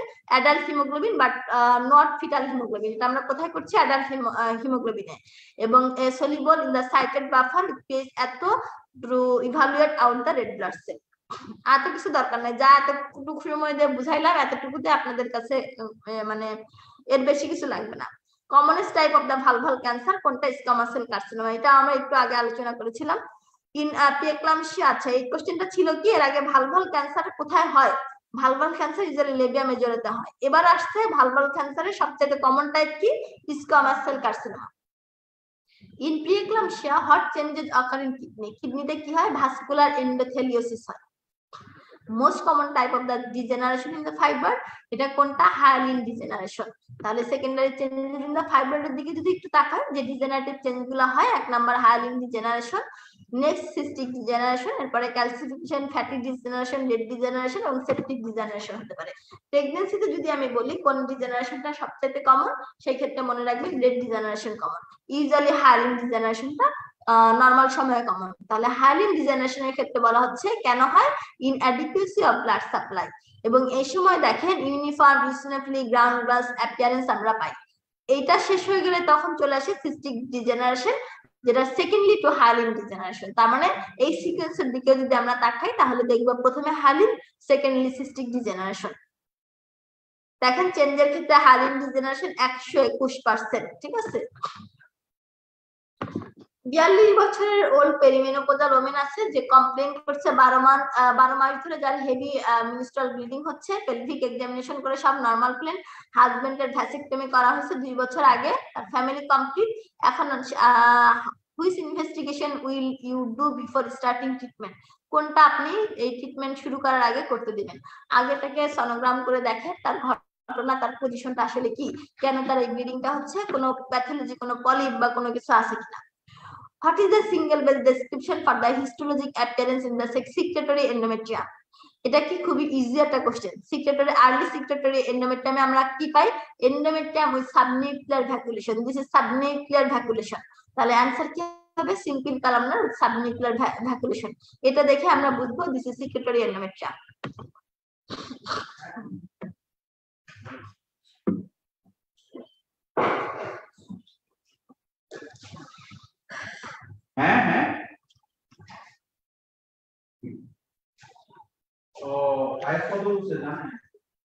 পরের কোশ্চেন ছিল which pattern of endometrium do simple endometrial hyperplasia most likely resemble. তাহলে এটার অ্যানসার কি হবে, proliferative endometrium. from which organ বা system does the Krukenberg tumor of the ovaries originate from? তাহলে Krukenberg টিউমারের কথা যদি আমরা একটু মনে রাখি তাহলে ঘটনা কি ঘটে দেখেন, এটার অরিজিনটা mainly GI tumour. GI tumour থেকে সে স্প্রেড করে কোথায় চলে যায়, ওভারিতে চলে যায়। তাহলে এই যে আমরা এই পিকচারের ক্ষেত্রে স্টোমাক যেটা, সেই স্টোমাকের পিকচার দেখানো শুরু করেছি এবং এখান থেকে স্প্রেড হয় ইউজুয়ালি বাইলেটারাল ইন অ্যাপিয়ারেন্স এবং সিগনেটিং সাধারণত Krukenberg টিউমারে পাওয়া যায়। তাহলে স্টোমাক থেকে ওভারিতে চলে আসে। তাহলে সেইটাই কোশ্চেনটা ছিল যে কোন অর্গানটা Krukenberg টিউমারের যে হচ্ছে ওভারিতে অরিজিন হয় কোথা থেকে, ইউজুয়ালি জিআইটি থেকে। আরো স্পেসিফিক ভাবে বললে তখন আমরা বলতে পারতাম স্টোমাক থেকে। Next question, twin pregnancy rash আছে অ্যাবডোমেনে specially in the linear diagram. Linear diagram এখানে বা লিনিয়ার ডায়াগ্রামের আশেপাশে একটা র্যাশ পাওয়া গেছে প্রেগন্যান্সির সময়। বাকি কিছু না পড়লেও আমি জানি এই কোশ্চেনের অ্যান্সার কি। তাহলে কি আসেন, পরবর্তীতে আপনাকে আরো কিছু বলে দিল। Rash was not any other place, শুধুমাত্র বিলো দা আমবিকাস এই সব জায়গাতেই আছে। অ্যালকালাইন ট্রান্সঅ্যামিনেজ নরমাল আছে, বাইল সল্ট নরমাল আছে, alkaline phosphatase mildly raise. Diagnosis কি? এটা কি অবস্ট্রেটিক কোলেস্টাসিস নাকি polymorphic eruption of the pregnancy? Answer is polymorphic eruption of pregnancy. তাহলে দেখেন পলিমরফিক ইরাপশনে কি ঘটনা ঘটে, এরকম একটা ঘটনা ঘটে। Most common cancer in the fallopian tube, এটা আমরা অসংখ্যবার পড়েছি, অ্যাডেনোকার্সিনোমা। এবং এই পিকচারটা দিয়ে আমি আপনাদেরকে বারবার বলার চেষ্টা করেছি, এভাবে মেটাস্টাসিস গুলো হয়, পরবর্তীতে কিন্তু এই সেলগুলা স্প্রেড করে যে কি হয় বিভিন্ন জায়গায় সিডলিং হয়। একটা পিকচার দেওয়া ছিল, এই পিকচারটা দেখে আপনাদের কাছে কি মনে হয়? এটা দেখে আপনি কি বুঝতে পারতেছেন বলবেন? Cannon ball appearance. Cannonball appearance.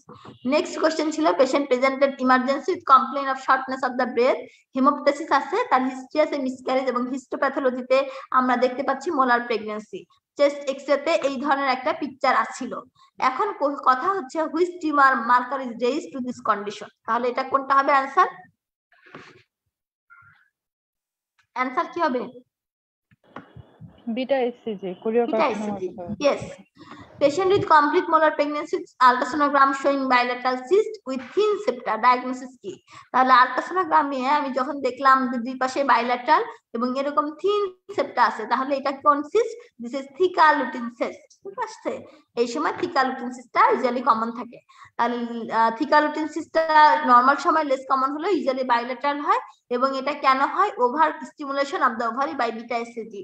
এই কারণে আপনাকে মোলার প্রেগন্যান্সির একটা হিস্ট্রি দিয়ে দিয়েছিল। তার মানে আপনি বুঝে ফেললেন মোলার প্রেগন্যান্সির সময় বিটা এসসিজি লেভেলটা বেশি ছিল। Do not commonly occur in normal pregnancy, এটা অনেক সময় অ্যাসোসিয়েটেড থাকে মোলার প্রেগন্যান্সির সাথে, এছাড়া কোরিওকার্সিনোমা, মাল্টিপল জেস্টেশন এসবের সাথে। ঠিক আছে, এই জন্য দেখেন আপনাকে মোলার প্রেগন্যান্সি বলেছে বাইলেটারাল। দেখেন কয়টা আপনাকে মানে কি পয়েন্ট দিয়েছে? মোলার প্রেগন্যান্সি, তারপরে কথা বলেছে বাইলেটারাল, তারপরে বলেছে থিন সেপ্টা। এবার দেখেন তো বাইলেটারাল পেয়েছেন, তারপরে কি বলেছে? মোলার প্রেগন্যান্সির সাথে অ্যাসোসিয়েটেড। এবং আপনি একটু আগে দেখে আসলেন এখানে কি আছে? সনোগ্রাফিক্যালি থিন সেপ্টা। তাহলে তিনটা কি পয়েন্ট আপনাকে দিয়েছিল। কিন্তু দেখা যায় যদি আমরা না জানি এতগুলো কি পয়েন্টের ভেতরেও কিন্তু আমি এই অ্যান্সার খুঁজে বের করতে পারবো না। এক্স্যাক্টলি আমাদের এরকম দশাই পরীক্ষার হলে হয়। Ovarian solid mass on ultrasonogram, benign histopathology with spindle shape cell, chest X-ray showing pleural effusion. Diagnosis কি? তাহলে ডায়াগনোসিস কি আমরা আপনাদেরকে একটু যদি দেখাই, আমরা জানি মেক সিনড্রোম নামে একটা কথা আছে। সেই মেক সিনড্রোমের ক্ষেত্রে আমরা এটা মনে রাখবো কি করে? PAO পাউ দিয়ে। ঠিক আছে, তাহলে P ফর প্লুরাল ডিফিউশন, কোন পাশে? রাইট সাইডেড প্লুরাল ডিফিউশন হয়। A ফর অ্যাসাইটিস এবং হচ্ছে O for ovarian tumour which is benign. তাহলে PAO আমি আবার রিপিট করছি, pleural diffusion, ascites and ovarian tumour. তাহলে দেখেন যে ওভারিয়ান সলিড টিউমার বলেছে, বিনাইন বলেছে হিস্টোপ্যাথোলজিতে, তার মানে বিনাইন টিউমার আপনি পেয়ে গেলেন। এবং আরেকটা কথা বলেছে স্পিন্ডল শেপ সেল। চেস্ট এক্স-রেতে প্লুরাল ডিফিউশন বলেছে। তার মানে এখন আমাদের ডায়াগনোসিসটা কোন কার ফেভারে যাচ্ছে? সবচেয়ে ফেভারে যাচ্ছে ফাইব্রোমা। তাহলে ফাইব্রোমা অ্যাসোসিয়েটেড থাকে কার সাথে? মেক সিনড্রোমের সাথে। Most commonly seen female urethral cancer কোনটা? Transitional squamous. অ্যান্সার কি হবে? অ্যান্সার হবে দেখেন histologic pattern, progress from transitional epithelium to squamous epithelium distally. Usually late stage অথবা লোকালি অ্যাডভান্স স্টেজে আমরা এটা খুঁজে পাই। Female urethral carcinoma common with female to male with male female রেশিওর ক্ষেত্রে দেখা যায় যে ফিমেলের ক্ষেত্রে বেশি হয় 4:1। এবং এটা যদি পার্সেন্টেজ হিসাব করি আমরা খুবই নেগলিজিবল অ্যামাউন্ট 0.01%। অল ম্যালিগনেন্সি যতগুলো হয় ফিমেলে তার মধ্যে এত কম মানে এত কম হয়। হিস্টোলজিক্যাল টাইপের ক্ষেত্রে যদি আমরা হিসাব করি, স্কোয়ামাস সেল কার্সিনোমা 60% ক্ষেত্রে, ট্রানজিশনাল সেল কার্সিনোমা 20% ক্ষেত্রে, অ্যাডেনোকার্সিনোমা 10% ক্ষেত্রে, তাহলে এখানে অ্যান্সার কি হবে? Squamous cell carcinoma. ঠিক আছে,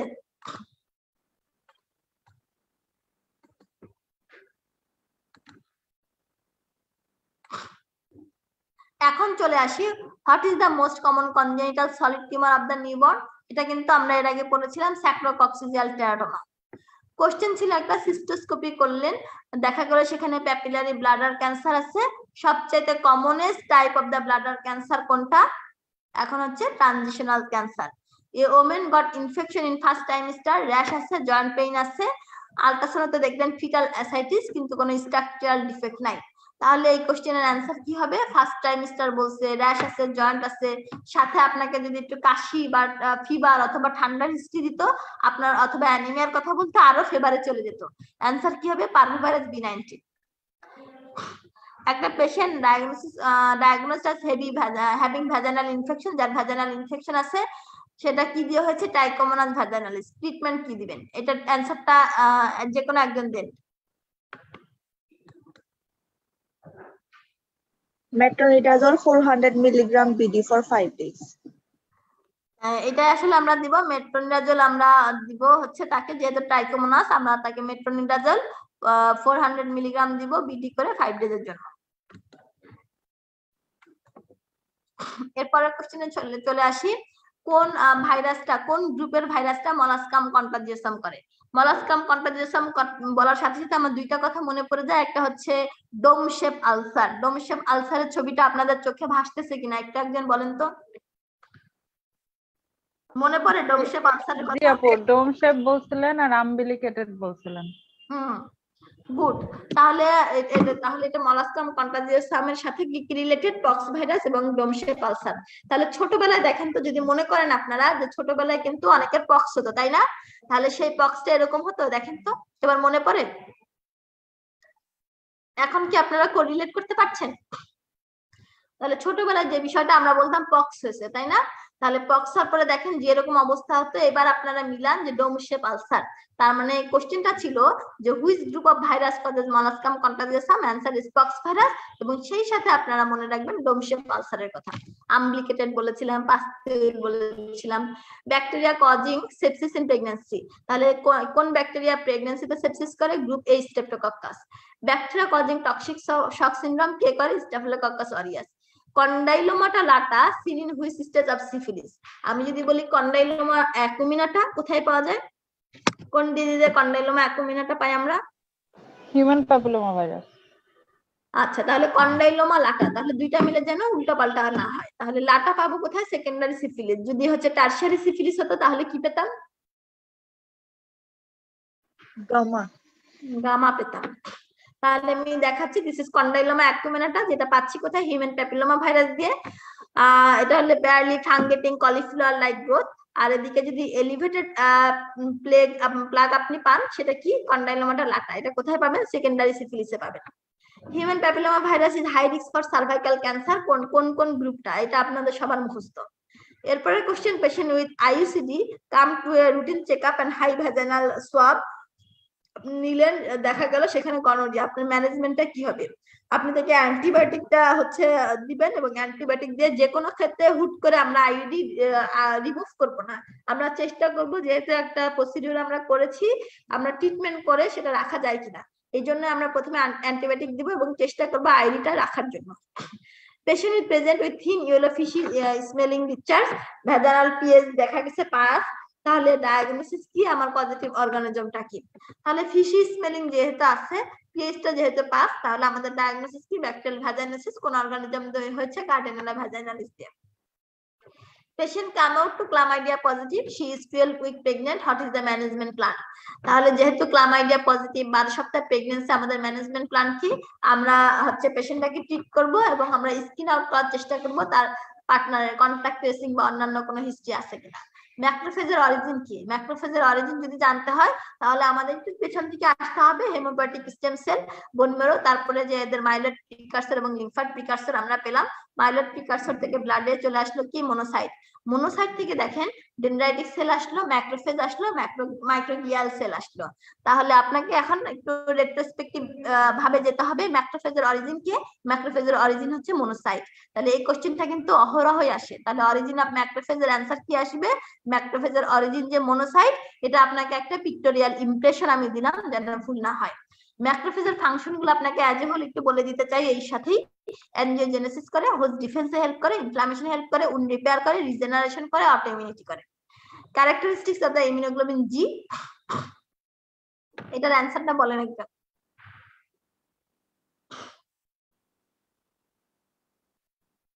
বলে ফেলেন এনিওয়ান। এটা হচ্ছে প্লাসেন্টা ক্রস করবে, সেকেন্ডারি ইমিউনো রেসপন্সে বেশি পাওয়া যায়।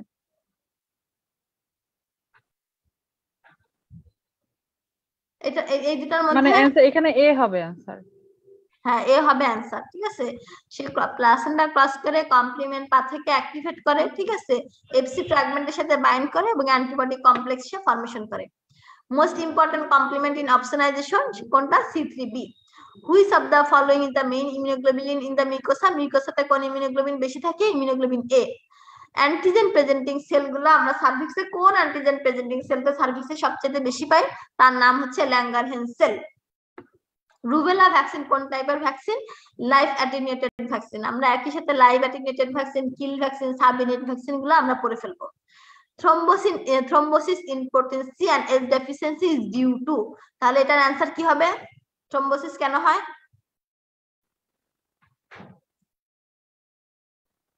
কি মনে হয় দুটার মধ্যে কোনটা অ্যান্সার হবে?